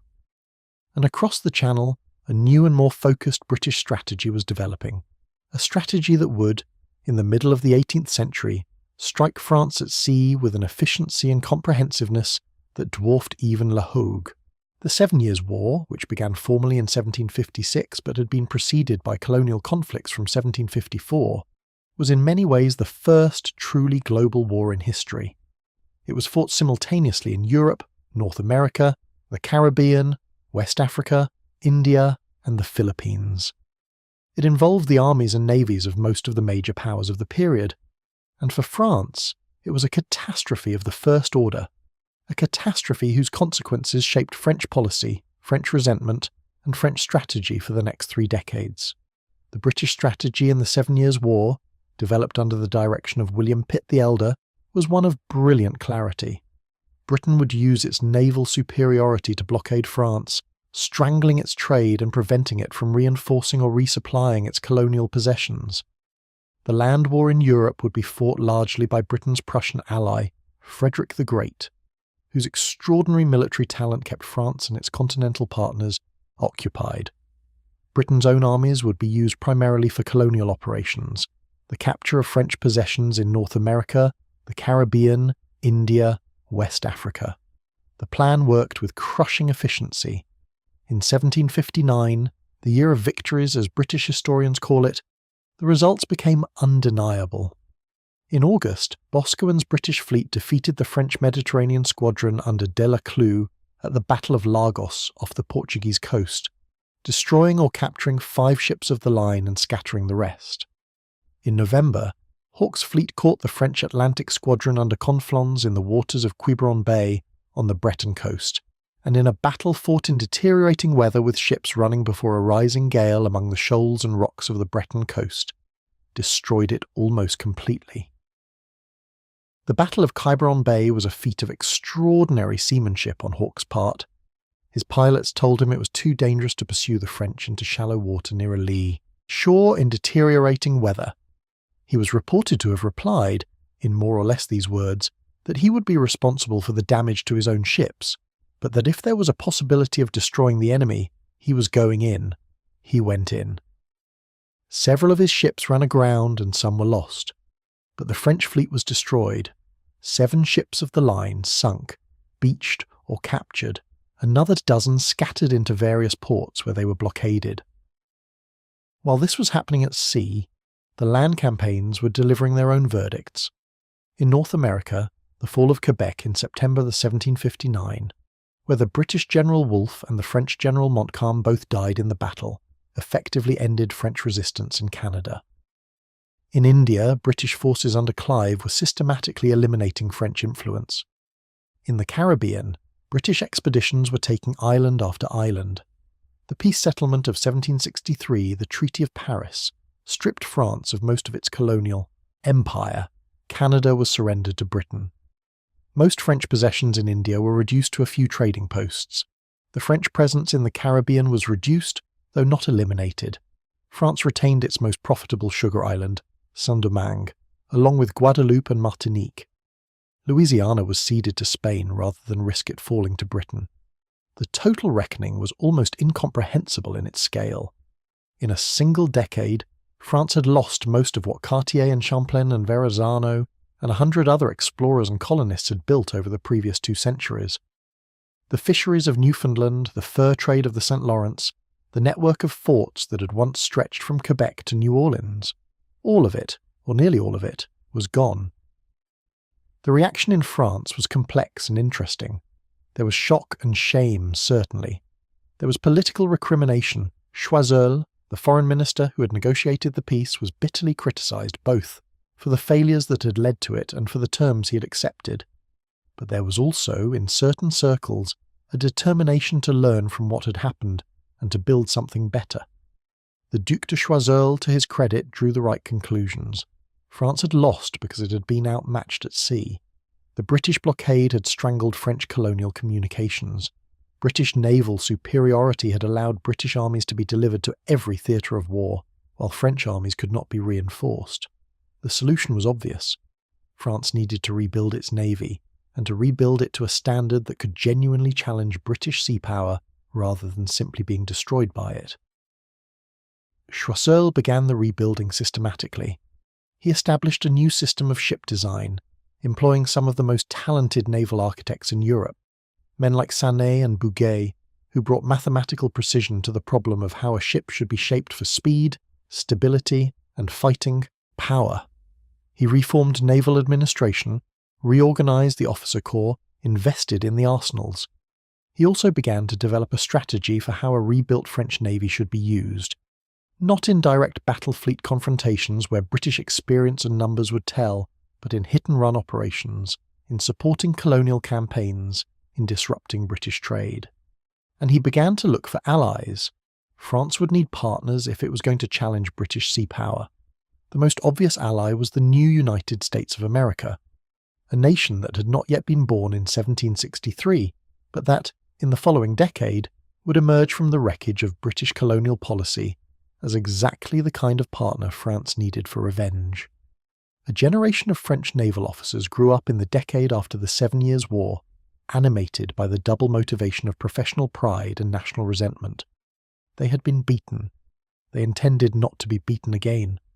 And among them were men of extraordinary talent, de Grasse, Suffren, La Motte-Piquet, the Chevalier de Ternay, who would, in the fullness of time, prove that the lessons of the 7 Years' War had been learned. But first, France had to wait for its opportunity. That opportunity came wrapped in the language of liberty, arriving from the west with the sound of fifes and drums. When word reached Versailles in 1775 that the British colonies in America had begun an armed revolt against their king, the French government's response was not immediately enthusiastic. The practical difficulties were considerable. France was still recovering financially from the 7 Years' War. The American rebels were an uncertain quantity, possibly capable of sustained resistance, possibly not. Open French intervention risked British retaliation before France was ready to fight. But the underground support began almost immediately. French merchants began supplying powder, weapons, and money to the American cause through a fictitious trading company, Rodrigue Hortelez et Cie, organized by the extraordinary Pierre-Augustin Caron de Beaumarchais, better known as the author of The Marriage of Figaro. This covert supply operation kept Washington's army alive through some of its darkest moments, providing the gunpowder that was fired at Saratoga in October 1777. Saratoga changed everything. The American victory over Burgoyne's British army at Saratoga was the demonstration of military competence that the French government needed to make its decision. France signed the Treaty of Alliance with the United States in February 1778, and in June 1778, France and Britain were officially at war. The French Navy that went to war in 1778 was a very different institution from the one that had been destroyed at Quiberon Bay 19 years earlier. The rebuilding program had been systematic and serious. The fleet was larger, better designed, better supplied. The officer corps was younger, more professional, more animated by the resentment of the 7 Years' War. And Colbert's old arsenals, Brest, Toulon, Rochefort, had been modernised and expanded. But it was not just about ships. The French approach to the war itself was more strategically coherent than anything attempted in the previous conflict. The key insight developed by planners in Paris before the war began was that France did not need to defeat the British Navy in a decisive battle. It needed to deny Britain the ability to use the sea freely enough to sustain its military operations in America. If France could achieve local naval superiority at the right place and the right time, it could change the outcome of the land war. This was precisely what happened at the Chesapeake in September 1781. The background requires a moment. By 1781, the American war had been grinding on for 6 years, and British strategy had shifted toward the south, where it was hoped that Loyalist support could be mobilised to hold the southern colonies even if the north was lost. The British General Cornwallis, after a string of victories in the Carolinas, had moved his army north into Virginia and established a fortified base at Yorktown on the York River, a peninsula between the James and York rivers. He was waiting for reinforcements and supplies by sea. The French Admiral François-Joseph Paul de Grasse had been operating in the Caribbean, and in the summer of 1781 he received requests from Washington and Rochambeau, the French general commanding French land forces in America, asking him to bring his fleet north. De Grasse made a decision of extraordinary boldness. He stripped every available ship from his Caribbean squadron, gathered a fleet of 28 ships of the line, and sailed north. He carried with him not only his fleet but a substantial body of troops, and, crucially, a large amount of money raised from French colonists in Cuba, money that would help pay for the land campaign. He arrived in the Chesapeake on August 30th, 1781, having beaten the British fleet there by a narrow margin. He landed his troops to join the Franco-American force under Washington and Rochambeau that was marching south from New York, and he waited for the British to respond. The response came in the form of Admiral Thomas Graves, with a British fleet of 19 ships of the line. The Battle of the Chesapeake was fought on September 5th, 1781, and it was not, by the standards of naval battle, a particularly dramatic engagement. No ships were sunk. The casualties on both sides were modest. The battle itself was tactically inconclusive. Graves handled his fleet competently, de Grasse handled his capably, and after several hours of exchanging broadsides at moderate range, the two fleets drew apart and spent the next several days manoeuvring without further fighting. But the strategic result was decisive. Graves, unable to destroy de Grasse's fleet or to break through to Yorktown, eventually returned to New York to refit. De Grasse held the Chesapeake. Cornwallis, his supply line cut and his position being surrounded by the combined Franco-American army, could neither receive reinforcements nor escape. On October 19th, 1781, he surrendered his entire army to Washington. Yorktown did not immediately end the war. That took another 2 years of diplomacy and minor operations, but it broke the British political will to continue fighting. Lord North's government fell. Negotiations began. The independence of the United States was recognised. De Grasse was celebrated in France and America as a hero, though his subsequent career had a painful chapter. In 1782, he was defeated and captured at the Battle of the Saints by the British Admiral Rodney, who used a tactical innovation, breaking through the enemy line, that had catastrophic results for the French fleet. The defeat blunted the strategic gains of the American war and reminded France that British naval skill, even when facing a modernised French fleet, remained formidable. But the revenge for the 7 Years' War had been taken. The American colonies were free, and France had played an indispensable role in making them so. The French Navy had done what it was built to do, not in the simple sense of winning every battle, but in the deeper sense of changing the outcome of a war. That was what Colbert had been trying to achieve a century earlier. That was what Choiseul had been rebuilding toward after 1763, and for one brilliant moment standing in the Chesapeake with 28 ships of the line and the fate of a new nation in the balance, the French Navy had delivered. While de Grasse was fighting in American waters, another French admiral was doing something equally remarkable on the other side of the world. Pierre-André de Suffren de Saint-Tropez, the Bailli de Suffren as he was known from his title in the Knights of Malta, was fighting the British in Indian waters, and his campaign there was one of the most extraordinary displays of individual naval talent in the age of sail. Suffren was physically unprepossessing, fat, irascible, aggressive to the point of recklessness, with a temper that made him difficult to serve under, and a tactical instinct that made him impossible to defeat. He fought 5 major engagements against the British Admiral Hughes between 1782 and 1783, never losing his squadron despite being consistently undermatched in ships and resources. He did things that the tactical orthodoxy of the period said were impossible, attacking without waiting for perfect conditions, pressing home assaults past the point where most commanders would have backed off, improvising solutions to problems of supply and repair in waters thousands of miles from any French port. The British, typically understated in their military assessments, acknowledged that Suffren was the most dangerous opponent they had faced at sea since de Ruyter. He died in 1788, before the revolution that would have given him fleets worthy of his talent, and his loss was one of the many tragedies that the coming upheaval would visit upon the French Navy. The French Revolution began in 1789 with the storming of the Bastille, continued through the constitutional experiments of 1789 to 1792, and entered its most radical phase with the execution of Louis XVI in January 1793 and the inauguration of the Terror that followed. It transformed France in ways so profound and so rapid that even those who lived through it struggled to comprehend what had happened. And it was, for the French Navy, an almost unmitigated catastrophe. The reason was social and cultural, and it had been building for decades. The French naval officer corps was, under the Ancien Régime, dominated by the noblesse d'épée, the old sword nobility, families who could trace their lineage back for generations, and who regarded naval and military command as their hereditary right. The reforms of 1781, designed to improve efficiency, had actually made this worse by making 4 generations of noble descent a requirement for naval officer rank, effectively closing the officer corps to the talented sons of merchants and professionals who had previously been able to work their way up through merit. This meant that when the revolution came and the nobility was first stigmatized, then persecuted, then systematically executed, the officer corps of the French Navy was destroyed almost overnight. Hundreds of officers emigrated rather than serve the revolutionary government. Hundreds more were arrested, imprisoned, and in many cases executed during the Terror.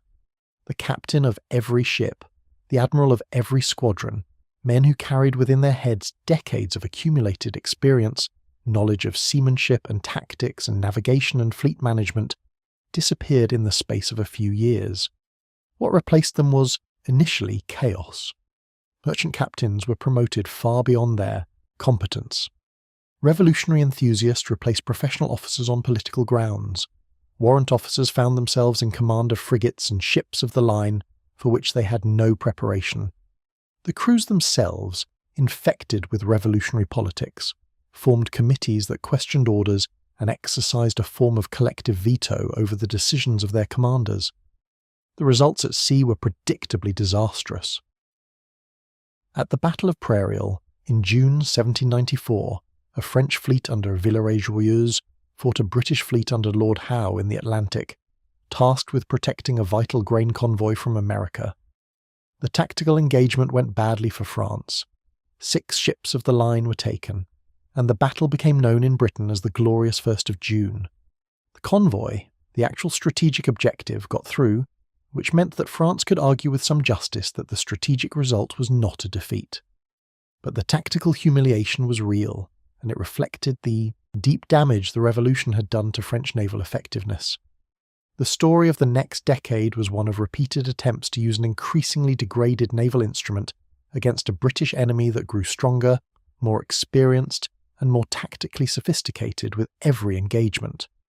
France won occasional individual ship actions, produced occasional brilliant commanders, Latouche-Treville, Bruy, Decrès, but could not sustain the level of organised fleet-level competence that had been achieved in the best years of the Colbert tradition. There were rays of hope. The beginning of the Directory period and then the Consulate brought slightly more rational governance, and some effort was made to rebuild professionalism in the Navy. The political interference in tactical decisions reduced somewhat, though it never disappeared entirely. And among the younger officers who had survived the revolution and come up through the chaos, there were men of genuine ability. But Napoleon Bonaparte, who became first consul in 1799 and emperor in 1804, had mixed feelings about the navy. He understood sea power intellectually. He had studied it at the École Militaire. He had absorbed the lessons of Suffren and de Grasse. He grasped the strategic importance of controlling the sea lanes. But his genius was for land warfare, for the rapid massed armies, the decisive battle, the exploitation of speed and concentration, the patient, complicated, institutional work of building and maintaining a navy did not come naturally to him in the way that the planning of a land campaign did. He appointed Denis de Creye as Minister of the Marine and set him to work rebuilding the fleet. De Creye was competent and loyal, and he made real progress. By 1805, France had roughly 45 ships of the line available in various ports, with more building.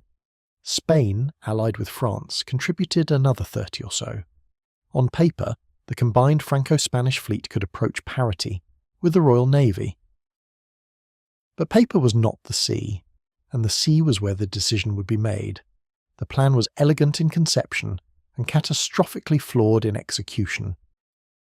Napoleon needed to cross the English Channel with his Army of England, the massive force that had been training at Boulogne for 2 years, honed to perhaps the finest fighting edge of any army since Alexander's Macedonians.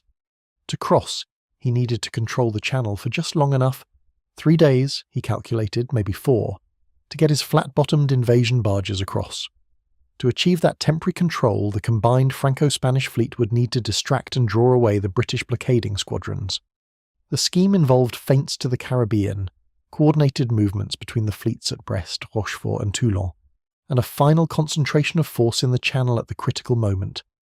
It was the kind of plan that works brilliantly on a map and fails entirely when it encounters the friction of actual naval operations, weather, illness, mechanical breakdown, timid commanders, aggressive opponents. The man Napoleon had chosen to execute this plan was Vice Admiral Pierre-Charles Villeneuve. He was not, by most accounts, a bad officer. He had served competently in various engagements, had shown tactical intelligence on occasion, and was personally brave. But he was also depressive, given to pessimism, and deeply conscious of the fact that the fleet under his command was not what it needed to be. He had watched British ships training at sea for months while his own were blockaded in port, their crews under-practiced at gunnery, their ships' companies riddled with disease. He knew what British naval gunnery meant in practice. He had been at the Battle of the Nile in 1798, where Nelson had annihilated a French fleet at anchor in Aboukir Bay, and the experience had left a mark that nothing subsequent could erase. He sailed from Toulon in January 1805 and headed for the Caribbean, attempting to execute the diversionary part of the plan.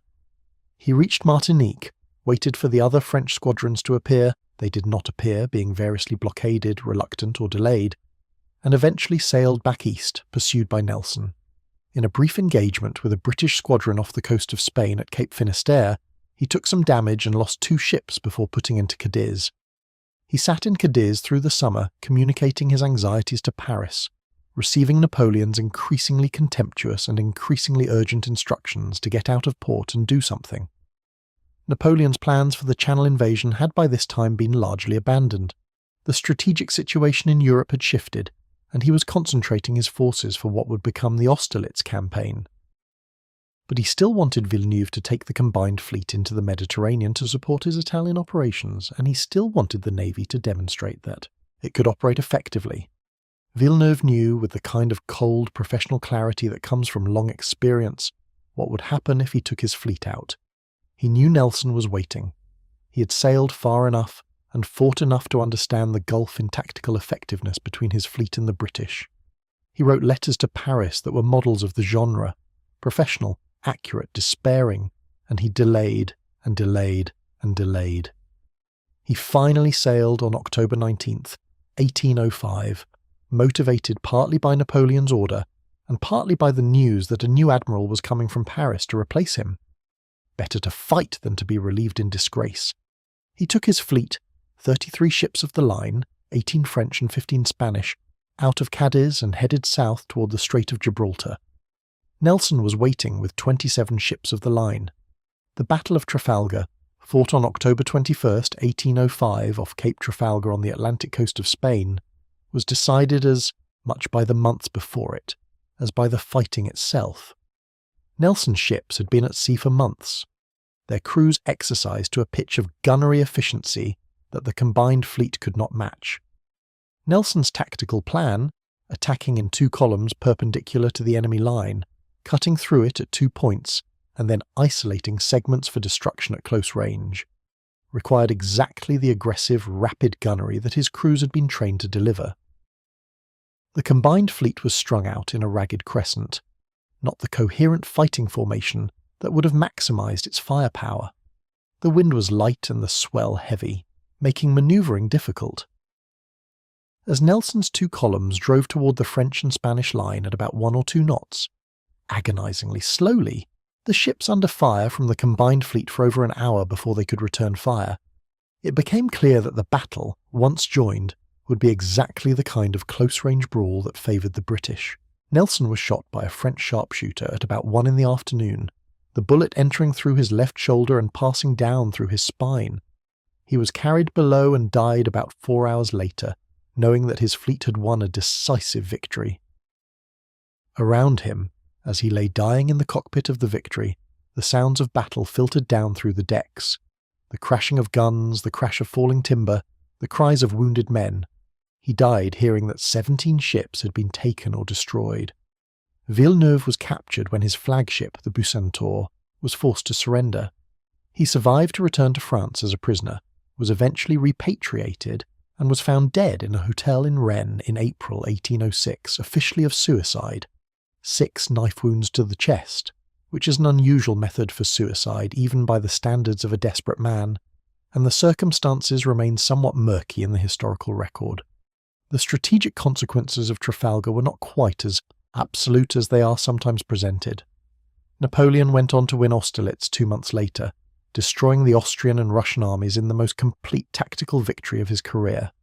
He still dominated continental Europe. Britain could not land armies on the continent large enough to threaten him directly. The war would continue for another 10 years, but the naval war was over. After Trafalgar, France never again seriously threatened British naval supremacy. The blockade tightened. French overseas communications became increasingly difficult to maintain.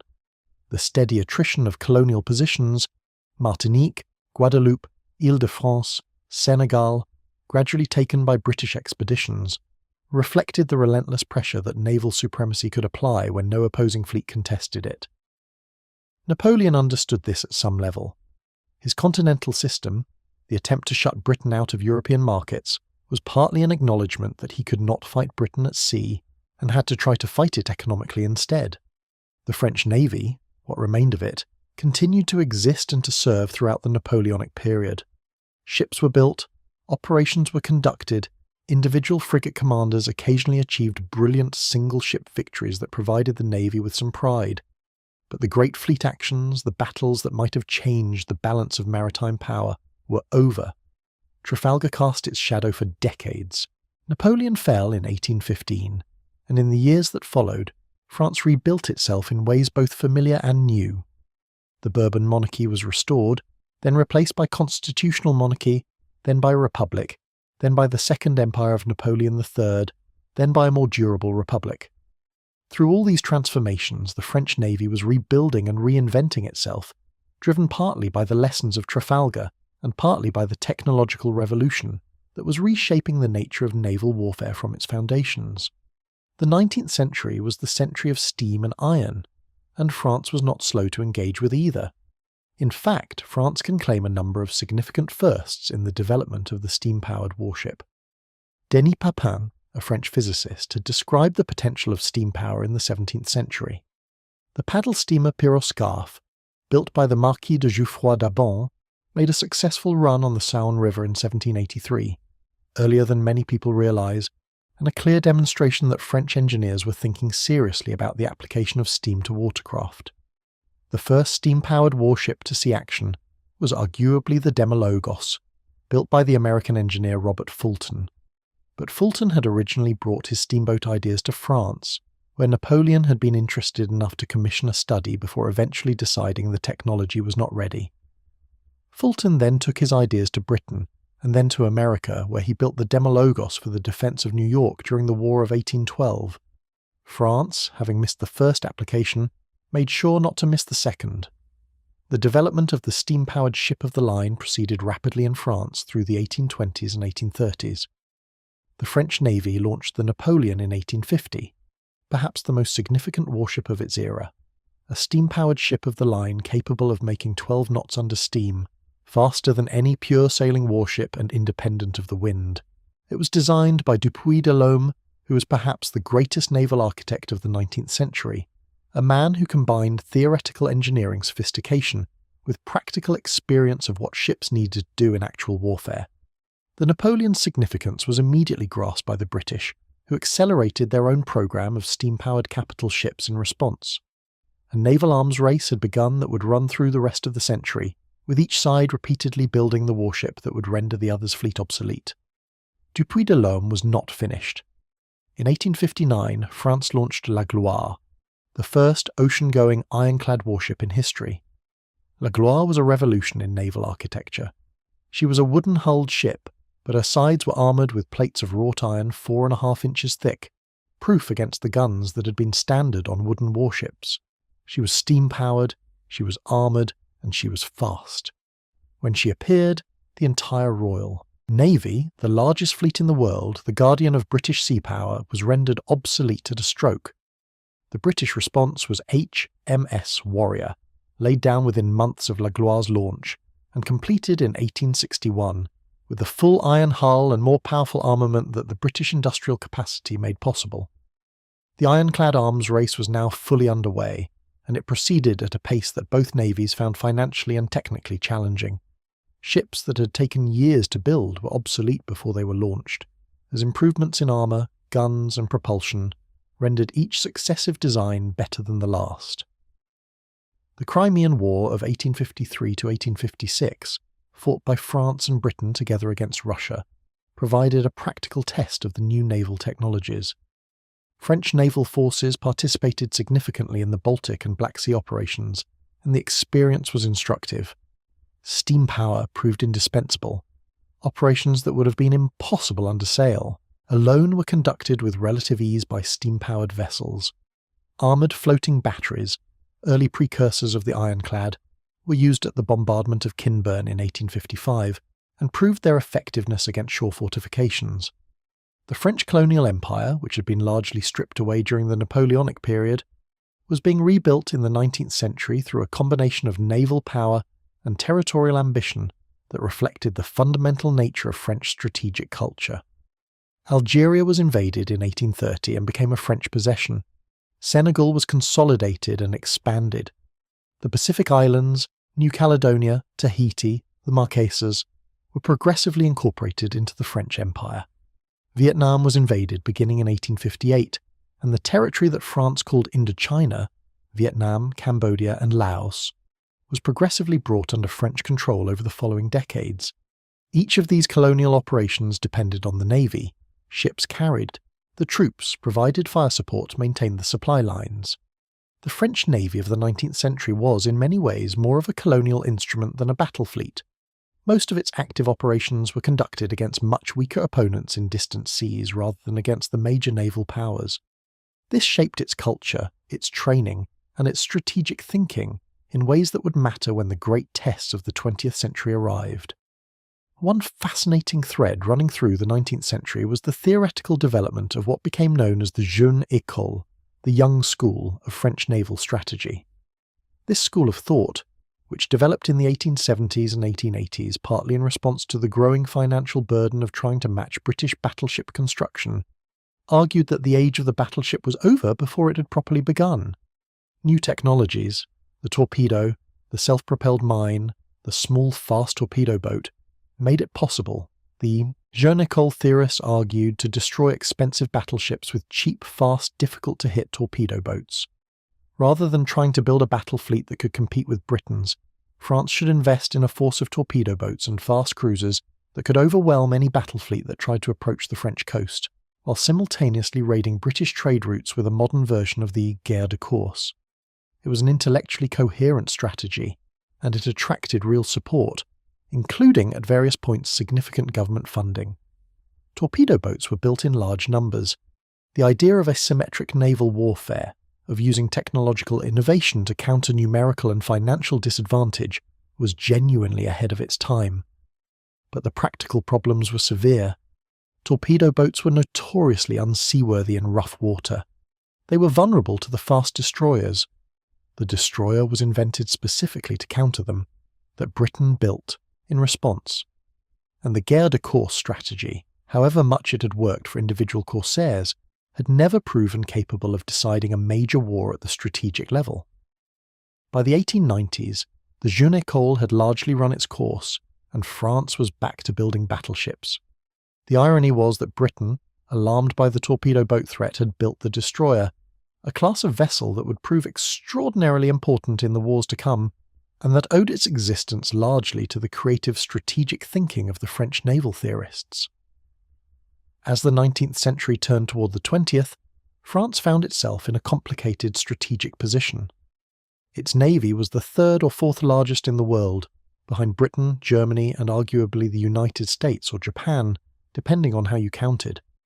It had a modernized fleet, competent officers, well-equipped arsenals.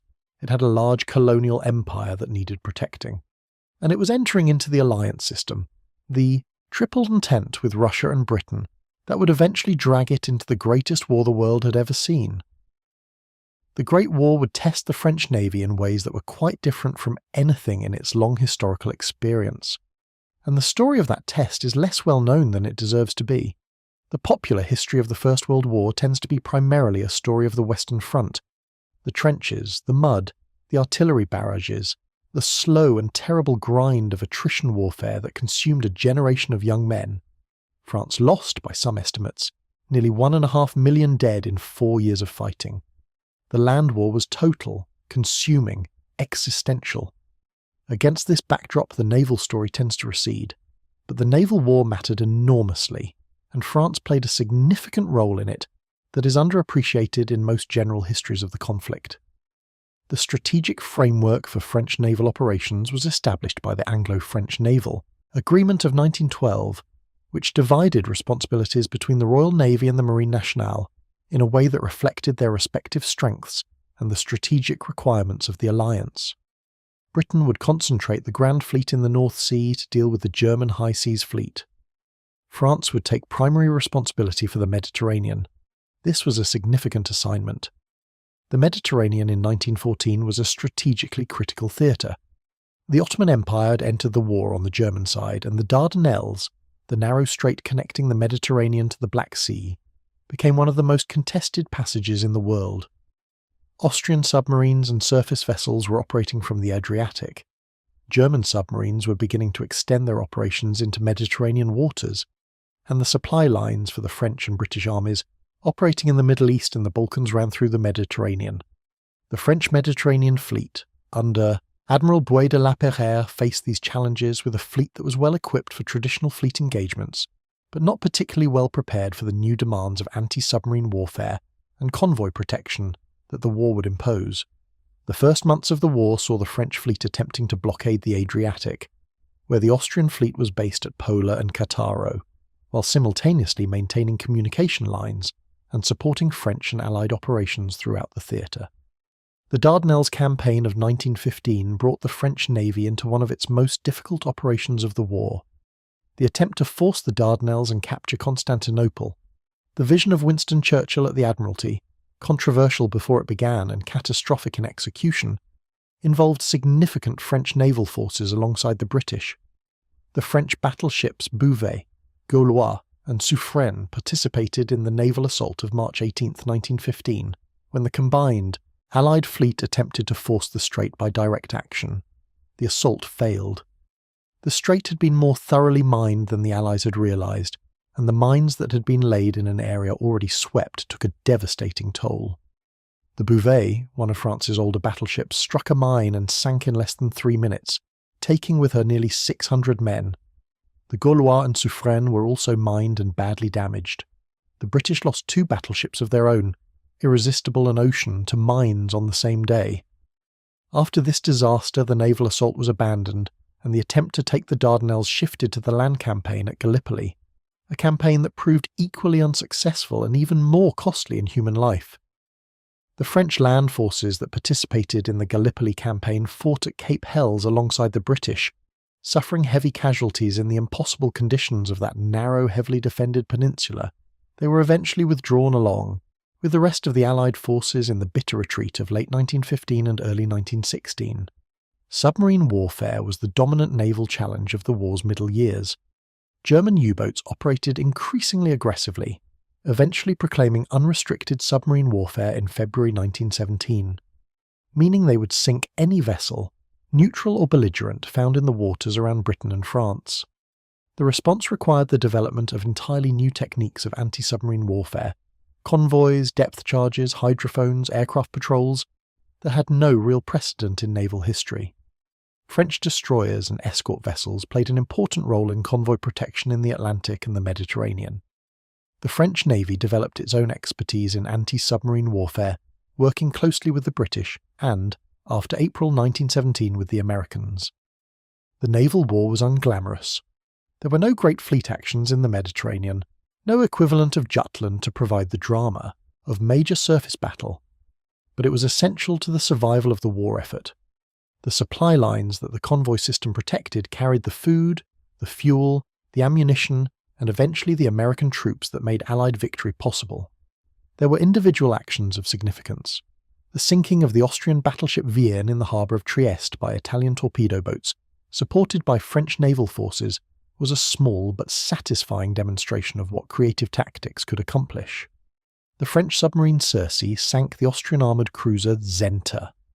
Various operations in the Aegean and the eastern Mediterranean involved French warships in complex combined operations with British, Italian, and Greek forces. The armistice in November 1918 left France victorious on land, but with a navy that was tired, somewhat modernised by the demands of war, and facing an uncertain strategic future. The great German fleet, the high seas fleet that had been the primary justification for British naval investment for 20 years, was interned at Scapa Flow, and would shortly be scuttled by its crews, an act of mass self-destruction that removed at a single stroke the most powerful naval argument in European strategic policy. The French Navy, which had never been primarily concerned with the German surface fleet, found itself in a post-war world that was reordering itself rapidly.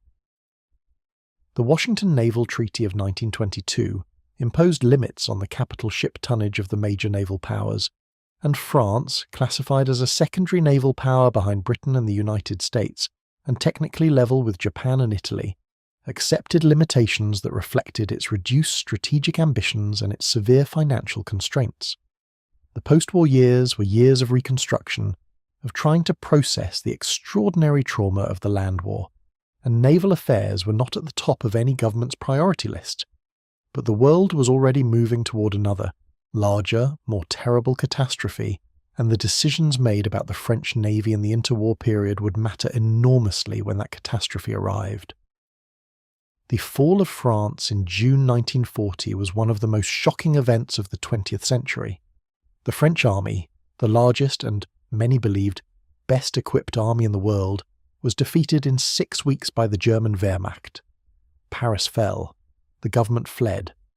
An armistice was signed with Germany that divided France into an occupied zone in the north and west, and an ostensibly independent French state, the Vichy regime under Marshal Philippe Pétain, in the south and centre. For the French Navy, this catastrophe posed an immediate and agonising question. What do you do with a powerful modern fleet when the nation it belongs to has surrendered to its enemies? The French Navy in June 1940 was not negligible. It included several modern battleships, a fleet carrier, 8 heavy cruisers, 17 light cruisers, dozens of destroyers, and a substantial submarine force. Many of these ships were among the finest vessels of their type in the world. The Richelieu and Jean Bart, the two newest French battleships, were technically superior to most of their British and American contemporaries. The armistice terms required that French naval vessels be disarmed and handed to Axis control. The British were terrified that these ships would fall into German or Italian hands and be used against them. The Royal Navy was already under severe strain from the German and Italian threats. The addition of the French fleet to the Axis order of battle could potentially shift the naval balance decisively. Winston Churchill faced this question with the cold, brutal pragmatism that characterized his wartime leadership. The French Naval Command, under Admiral François Darlan, had given assurances that the fleet would not be surrendered to the Axis and would be scuttled rather than allowed to fall into German hands if the armistice terms required it. These assurances were genuine. Darlan was a proud and capable officer who had invested his entire career in building the French Navy, and the idea of his ships being used against France's former allies was genuinely repugnant to him. Churchill did not trust the assurances, or rather, he could not afford to take the risk that they might prove inadequate, given the catastrophic consequences if they failed.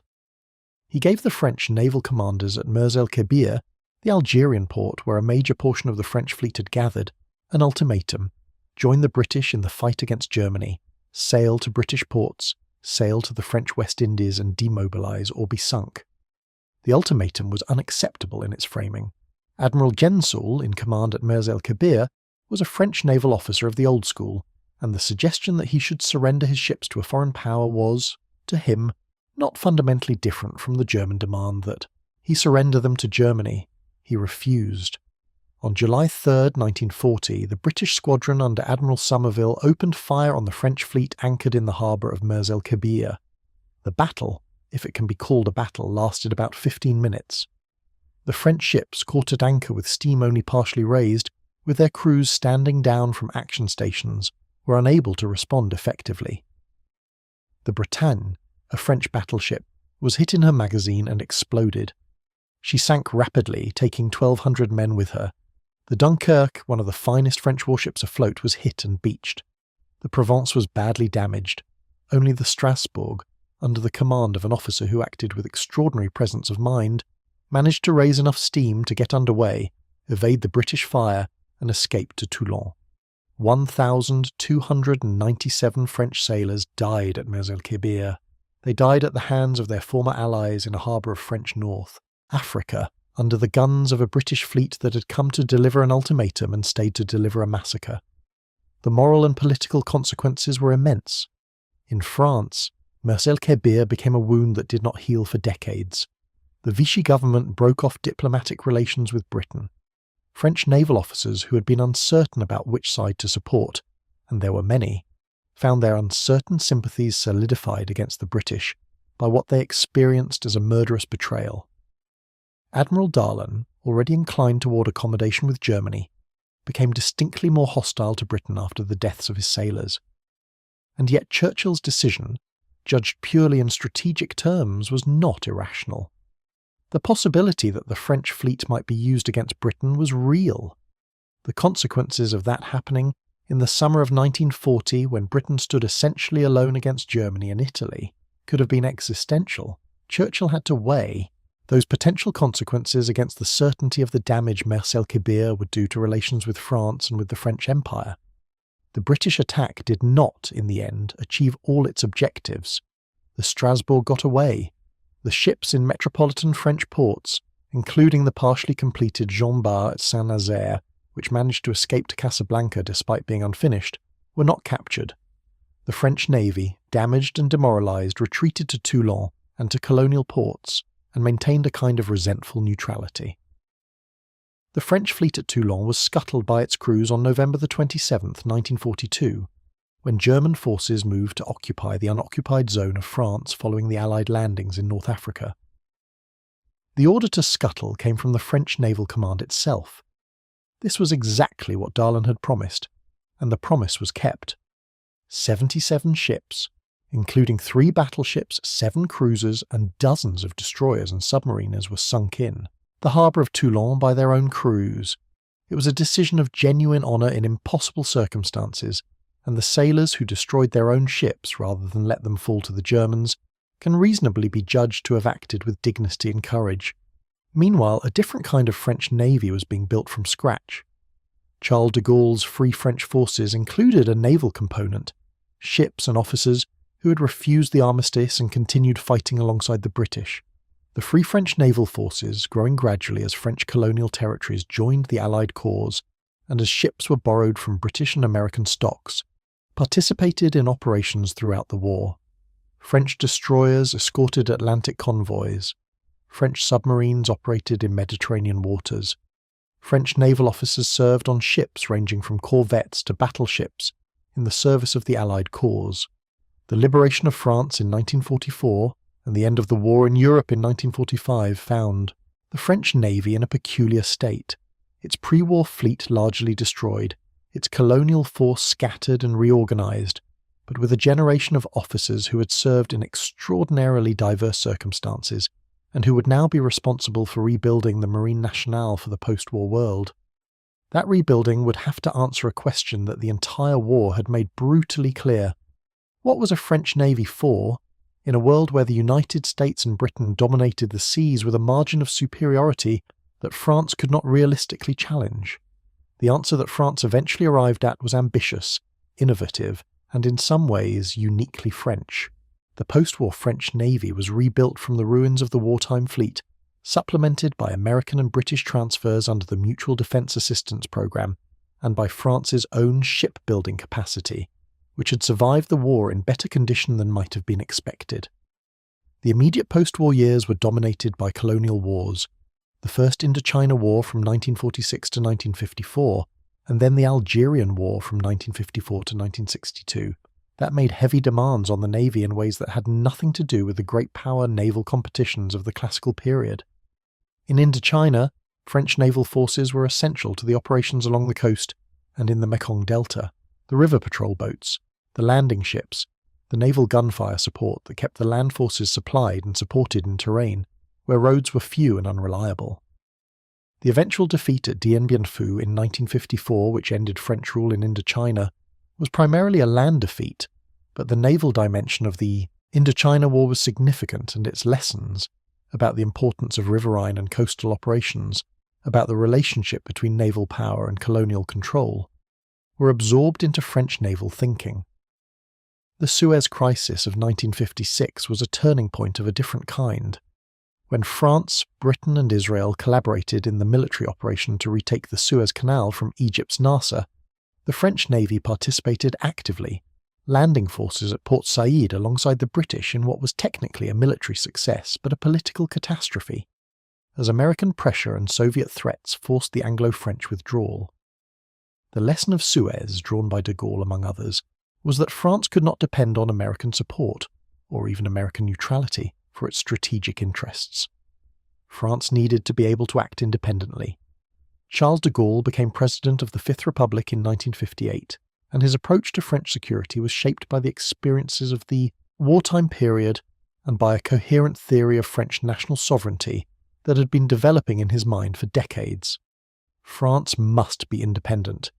Independence required the capability to defend itself and to pursue its interests without depending on the goodwill of even its allies, and in the nuclear age, ultimate independence required nuclear weapons. France had been developing nuclear technology since the immediate post-war period, and it conducted its first successful nuclear weapons test in February 1960 in the Algerian Sahara. But de Gaulle's concept of the French nuclear deterrent, the force de frappe, the strike force, was not merely about having a bomb. It was about having a credible, survivable second strike capability, the ability to absorb a nuclear first strike and still respond with devastating force. And the most survivable platform for nuclear weapons, as strategic thinkers in France and elsewhere concluded, was the nuclear-powered submarine. The development of French ballistic missile submarines, the SNLE, Sous-marin nucléaire lanceur d'engins, was the most ambitious and consequential naval program in French post-war history. It required France to develop simultaneously a nuclear weapons program, a submarine program, and a ballistic missile program, all at levels of technical sophistication that had previously been achieved only by the United States and the Soviet Union. It was enormously expensive, technically demanding, and controversial. It also ultimately succeeded. France's first nuclear submarine, the Redoutable, was laid down in 1964 and launched in 1967. She conducted her first deterrent patrol, the continuous undersea patrol that is the fundamental operational expression of submarine nuclear deterrence, in 1972. By the 1980s, France had a force of 5 nuclear ballistic missile submarines, continuously at sea, carrying missiles capable of destroying the major cities of any adversary. This force constituted France's ultimate guarantee of national sovereignty, as de Gaulle had intended. But France's withdrawal from the NATO Integrated Military Command in 1966, a political decision as much as a strategic one, expressing de Gaulle's insistence that France could not be a truly sovereign nation, while its military forces were under foreign command, created complications for the French Navy's relationship with its allies that required careful management. France remained a member of the Atlantic Alliance politically and would, in the event of a Soviet attack on Western Europe, have fought alongside NATO allies. But operationally, French forces maintained their independence, and the French Navy developed its own doctrine and its own planning separate from NATO's integrated structure. The aircraft carrier was another dimension of French post-war naval ambition. France had operated the Joffre, a carrier never completed, and had acquired the Colossus-class carrier Arromanches from Britain after the war, later adding 2 more light carriers. These vessels gave the French Navy an early experience of carrier aviation that would inform the decision, made in the 1970s and 1980s, to build France's first nuclear-powered aircraft carrier. The Charles de Gaulle, the ship that bears the name of the architect of French nuclear independence, was authorised in 1986, laid down in 1989, and commissioned in 2001 after a construction programme that was considerably more extended and expensive than originally planned. She was, and remains, the only nuclear-powered aircraft carrier in any navy outside the United States Navy. Her existence reflects a French strategic judgment that France must maintain the ability to project power at a distance, to intervene in distant crises, to demonstrate that the French flag can be protected, and French interests advanced anywhere in the world where they need to be. There were technical difficulties along the way. The Charles de Gaulle's propellers proved to be incorrectly designed, a somewhat embarrassing discovery for a vessel of her ambition, and had to be replaced. Her air wing is relatively small by American standards, but she has deployed regularly to the Mediterranean, to the Indian Ocean, to the Arabian Sea, participating in operations against terrorism, against piracy, in support of Allied operations in Afghanistan and Syria and Libya. She is, for France, a statement of national purpose as much as a military asset. The France of the late Cold War and post-Cold War period maintained a naval presence not just in European waters, but across the globe, partly through the mechanism of overseas departments and territories, Martinique, Guadeloupe, French Guiana in the Caribbean and South America, Réunion and Mayotte in the Indian Ocean, New Caledonia, French Polynesia, and Wallis and Futuna in the Pacific, that gave France legitimate reasons to maintain naval forces in every major ocean. The Marine Nationale of the 1980s and 1990s was a sophisticated, well-equipped force of considerable capability. Its doctrine had evolved from the purely colonial instrument of the 19th century and the guerre de course tradition of the corsairs through the jeu d'école theories and the hard lessons of 2 world wars to something more measured and thoughtful. A navy sized and shaped to protect French sovereignty, secure French overseas interests, contribute to alliance commitments, and project French power at distances that required the full range of modern naval capability. It was also a navy with a deep historical consciousness. The officers of the modern Marine Nationale are the inheritors of Duquesne and Tourville, of de Grasse and Suffren, of the corsairs of Saint-Malo and the rebuilders of Brest. They train at institutions that trace their lineage to Colbert's Garde de la Marine. They sail in ships that bear the names of battles and admirals stretching back across the centuries. That historical consciousness is not mere sentimentality. It is part of what gives an institution its identity, its values, its sense of what it exists for. The French Navy has been built and destroyed and rebuilt so many times that the capacity for rebuilding is itself part of its character. The Marine Nationale of the 21st century is a medium-sized, high-quality naval force, roughly 15th in the world by tonnage, but among the top 5 by capability, owing to the sophistication of its equipment, the training of its personnel, and the breadth of its operational experience. It is a navy that has been continuously at war, in one form or another, since the early 1990s. The First Gulf War in 1991 saw French naval forces participate in Operation Desert Storm alongside American, British and other Allied navies. The French destroyer Cassard, the frigate Duplice, and other vessels contributed to the coalition operations in the Persian Gulf and the Red Sea. French naval aviation flew combat, missions. French naval commandos conducted special operations. The experience was a useful reminder that the French Navy could operate effectively in coalition with its allies, and that its equipment and training met NATO standards, even though France operated outside the integrated command structure. The Balkans conflicts of the 1990s, the wars accompanying the dissolution of Yugoslavia, involved French naval forces in the Adriatic, enforcing sanctions against Serbia and Montenegro, supporting humanitarian operations, and eventually contributing to the NATO air campaign against Serbian forces in Kosovo in 1999. French ships in the Adriatic launched cruise missiles against Serbian targets, a dimension of the French naval contribution that was not widely publicised but was operationally significant. France rejoined the NATO Integrated Military Command in 2009 under President Nicolas Sarkozy, in a decision that generated considerable debate in France about the legacy of de Gaulle and the proper meaning of French strategic independence. The reintegration reflected the practical reality that French forces had been cooperating closely with NATO allies, in operational terms for decades, even while maintaining the formal status of non-integration, and that the distinction had become more of a symbolic inconvenience than a genuine strategic asset. The Charles de Gaulle has been the centrepiece of French naval power projection since her commissioning, and she has been deployed repeatedly to crisis zones. During the 2011 Libyan civil war, French naval aviation flying from the Charles de Gaulle conducted a substantial portion of the NATO air campaign that helped bring down the regime of Muammar Gaddafi. French Rafale fighters launched from the carrier's deck struck targets across Libya, demonstrating that carrier-based air power could be effectively employed in a real combat environment by a non-American navy. The Syrian civil war brought the Charles de Gaulle back to the Eastern Mediterranean repeatedly, conducting operations against Islamic State targets in Syria as part of the French contribution to the anti-ISIS coalition. French submarines also participated in strikes on Syria, launching cruise missiles, a demonstration that France's submarine fleet had evolved far beyond its original role as a nuclear deterrent and could contribute to conventional precision strike operations.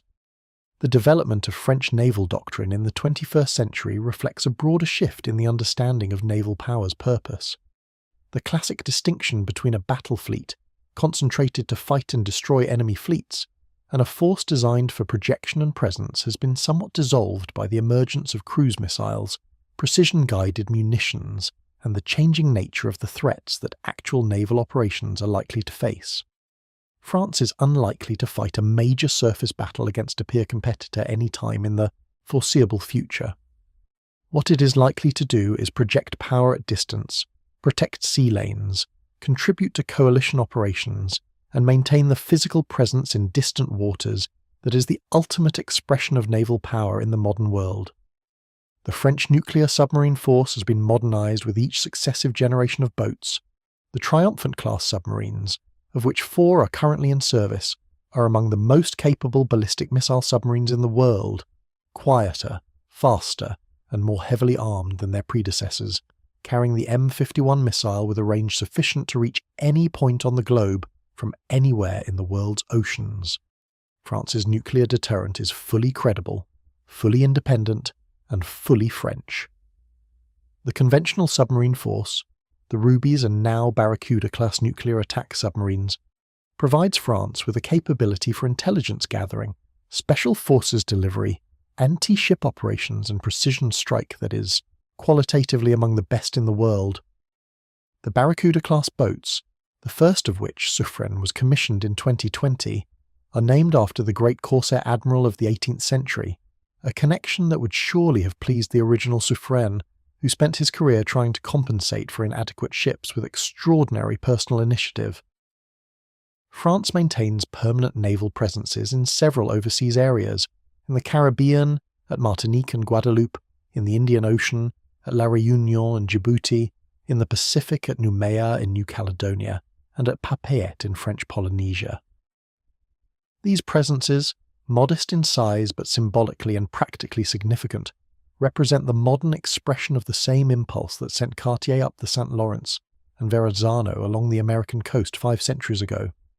The determination to project French presence into the wider world, to have France visible and active in places beyond the margins of Europe. The warships that carry out these missions bear names that reach far back into French naval history. Tonnerre, Mistral, Dixmude, assault helicopter carriers, Forbin, Chevalier Paul, Alsace, air defence frigates, La Motte Piquet, La Touche-Treville, Dupleix, anti-submarine frigates. Some of these names are those of ships, some are the names of admirals, some are the names of battles. Collectively, they trace a lineage that runs from the 16th century to the present, from the first corsairs in the Atlantic to the nuclear submarines patrolling the deep ocean. The French overseas departments and territories give France the second largest exclusive economic zone in the world, after the United States, a vast expanse of ocean that must be patrolled, managed and defended. The fishing rights, the seabed resources, the maritime trade routes that cross these waters are collectively enormous in their economic and strategic value, and they are protected by the Marine Nationale, which must maintain a presence from the tropics to the sub-Antarctic to discharge its responsibilities. There have been controversies and difficulties. The construction of the Charles de Gaulle's replacement, a second nuclear carrier, currently designated the PANG, the Porte-Avions de Nouvelle Génération, has been planned, deferred, planned again, and is currently expected to begin construction in the late 2020s with service entry in the late 2030s. The question of how France should balance the costs of maintaining a nuclear carrier force against its other naval and military priorities is a perennial one, and the debate continues. The Marine Nationale currently employs about 36,000 personnel, both military and civilian. It operates a fleet that includes the nuclear carrier, 6 nuclear attack submarines, 4 ballistic missile submarines, multiple frigates and patrol vessels, amphibious ships, and supporting vessels. It is a complete, capable, balanced force, not as large as the Royal Navy or as powerful as the American fleet, but comparable in quality to either and capable of sustained independent operations anywhere in the world. This is what Richelieu imagined, in his cold, precise way, when he sat at his desk and began writing his instructions for the rebuilding of the French fleet in the 1620s. This is what Colbert was building when he laid out the plans for the Corderie Royale at Rochefort, and ordered the construction of the Napoleon and the Sublime and the Soleil Royal. This is what de Grasse and Suffren were fighting for in the Caribbean and the Indian Ocean, against the finest navy the world had then seen. The names change, the ships change, the technology transforms itself beyond recognition with each generation, but the institution persists, and the question it has always been trying to answer persists with it. What does France want from the sea? It is, when you step back and look at the whole of it, a remarkable story of persistence. France is not a natural maritime power in the way that Britain or the Netherlands were natural maritime powers, small island or coastal nations whose strategic options were defined by the sea and whose wealth came primarily from trade. France was always a continental power first, with its greatest resources on land, its greatest threats from its land borders, its greatest military traditions in its armies and its cavalry. And yet, across 2,000 years, France kept returning to the sea. The Veneti built their oak ships on the Breton coast, and sailed the Atlantic trade routes before Caesar destroyed them. The Normans inherited the sea knowledge of their Viking ancestors, and crossed the Channel to change the history of England. The corsairs of Saint-Malo sailed to the ends of the earth in search of trade and plunder and glory. Cartier went up the great river and climbed the mountain, and saw the enormous continent stretching away before him. De Grasse held the Chesapeake and made a nation possible. Suffren fought 5 battles in Indian waters with inadequate ships and inadequate support and never lost his squadron. The Redoubtable went to sea with her nuclear missiles and kept watch in the deep ocean, the last line of French sovereignty. There is a pattern here that runs through the centuries, connecting events that are separated by hundreds of years of history and thousands of miles of ocean. The pattern is one of loss and rebuilding. France loses its navy, at Slees, at Beachy Head reversed, and then paid for at La Hogue, catastrophically in the 7 Years' War, definitively at Trafalgar, through the twin catastrophes of Revolution and Mers-el-Kébir. And each time, France begins again. Richelieu's arsenals rise from the mud of the Atlantic marshes. Colbert's ships take shape in the dry docks of Brest and Toulon. The rebuilders arrive with their ledgers and their blueprints and their determination to do it better this time. Why does this pattern repeat itself? Why does France keep rebuilding its navy when the cost is so great and the results are so often disappointing? Part of the answer is commercial. France's Atlantic and Mediterranean coastlines meant that its major ports, Bordeaux, Marseille, Nantes, Le Havre, Brest, were tied to the health of maritime trade in ways that could not be ignored. The wine trade, the textile trade, the slave trade, the colonial trade, all of this created powerful economic interests that demanded naval protection and that lobbied, effectively, for maritime investment. Part of the answer is colonial. France's overseas empire, which at its peak included large portions of North America, the Caribbean, West Africa, the Indian Ocean Islands, parts of India, and eventually Indochina, and a vast territory in North and West Africa, required naval power to establish, maintain, and defend. The corsairs of the 16th century were not just pirates, they were the advance guard of an imperial enterprise that would eventually give France its second largest exclusive economic zone in the world.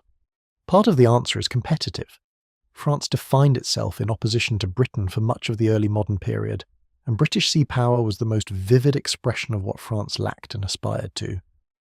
The humiliation of the 7 Years' War, the agony of watching British ships enforce a blockade that strangled French commerce and isolated French colonies, the grinding awareness that Britain's maritime supremacy translated directly into political leverage and military advantage, all of this created a French determination to match British naval power that fueled repeated cycles of building and rebuilding.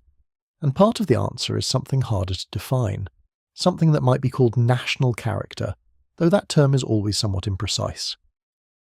France has always had a strong tradition of maritime adventure at its edges, in Brittany, in Normandy, in the Basque, ports of the south, in the corsair cities of the Atlantic. This tradition never died, even when the royal or imperial or republican navies were at their lowest. There were always men who went to sea, who sailed further than prudence recommended, who came back with stories and samples and charts of coasts that no European had seen before. Verrazzano looking out at the narrows of New York Harbour and seeing the future city of a civilization he could not quite imagine. Cartier on top of Montreal, watching the great river he had followed for hundreds of miles recede into the distance toward what seemed, from that vantage point, like an infinite interior. Suffren on the quarterdeck of his battered flagship off the coast of India, refusing to retire and refusing to surrender, and refusing to concede that the situation was impossible, even when every rational calculation said it was. De Grasse in the Chesapeake, watching the British fleet withdraw and understanding with the professional. Sailors' immediate clarity that the battle was won and the war was decided. These moments connect. They are part of the same long story. France and the sea and France, the endless complicated love affair between a continental power and the water at its edges. Tonight we have travelled from the Gallic coastline before Caesar to the nuclear submarines of the contemporary Marine Nationale. We have visited battles and disasters, shipyards and corsair havens, the great arsenals of Rochefort and Brest, the harbour of Mers-el-Kébir in the terrible summer of 1940. We have met admirals and kings, architects and privateers, the women who waited in the port cities for ships that did not always come back. The story is not over. The Charles de Gaulle is somewhere at sea tonight, or in port, waiting. The nuclear submarines are somewhere in the deep Atlantic or the Mediterranean, silent and watchful. The frigates are in the Caribbean and the Indian Ocean and the Pacific, patrolling the edges of the French world. The great tradition that Colbert built, that Richelieu imagined, that the Veneti of ancient Armorica began, continues. Somewhere off the coast of Brittany tonight, the sea is dark and the waves are long and slow, and if you were there, standing on the granite headlands above the water, you would hear the sound the sea has always made, a sound that has not changed in the 2,000 years since the first Breton fishermen launched their boats into these waters, and that will not change in the 2,000 years to come.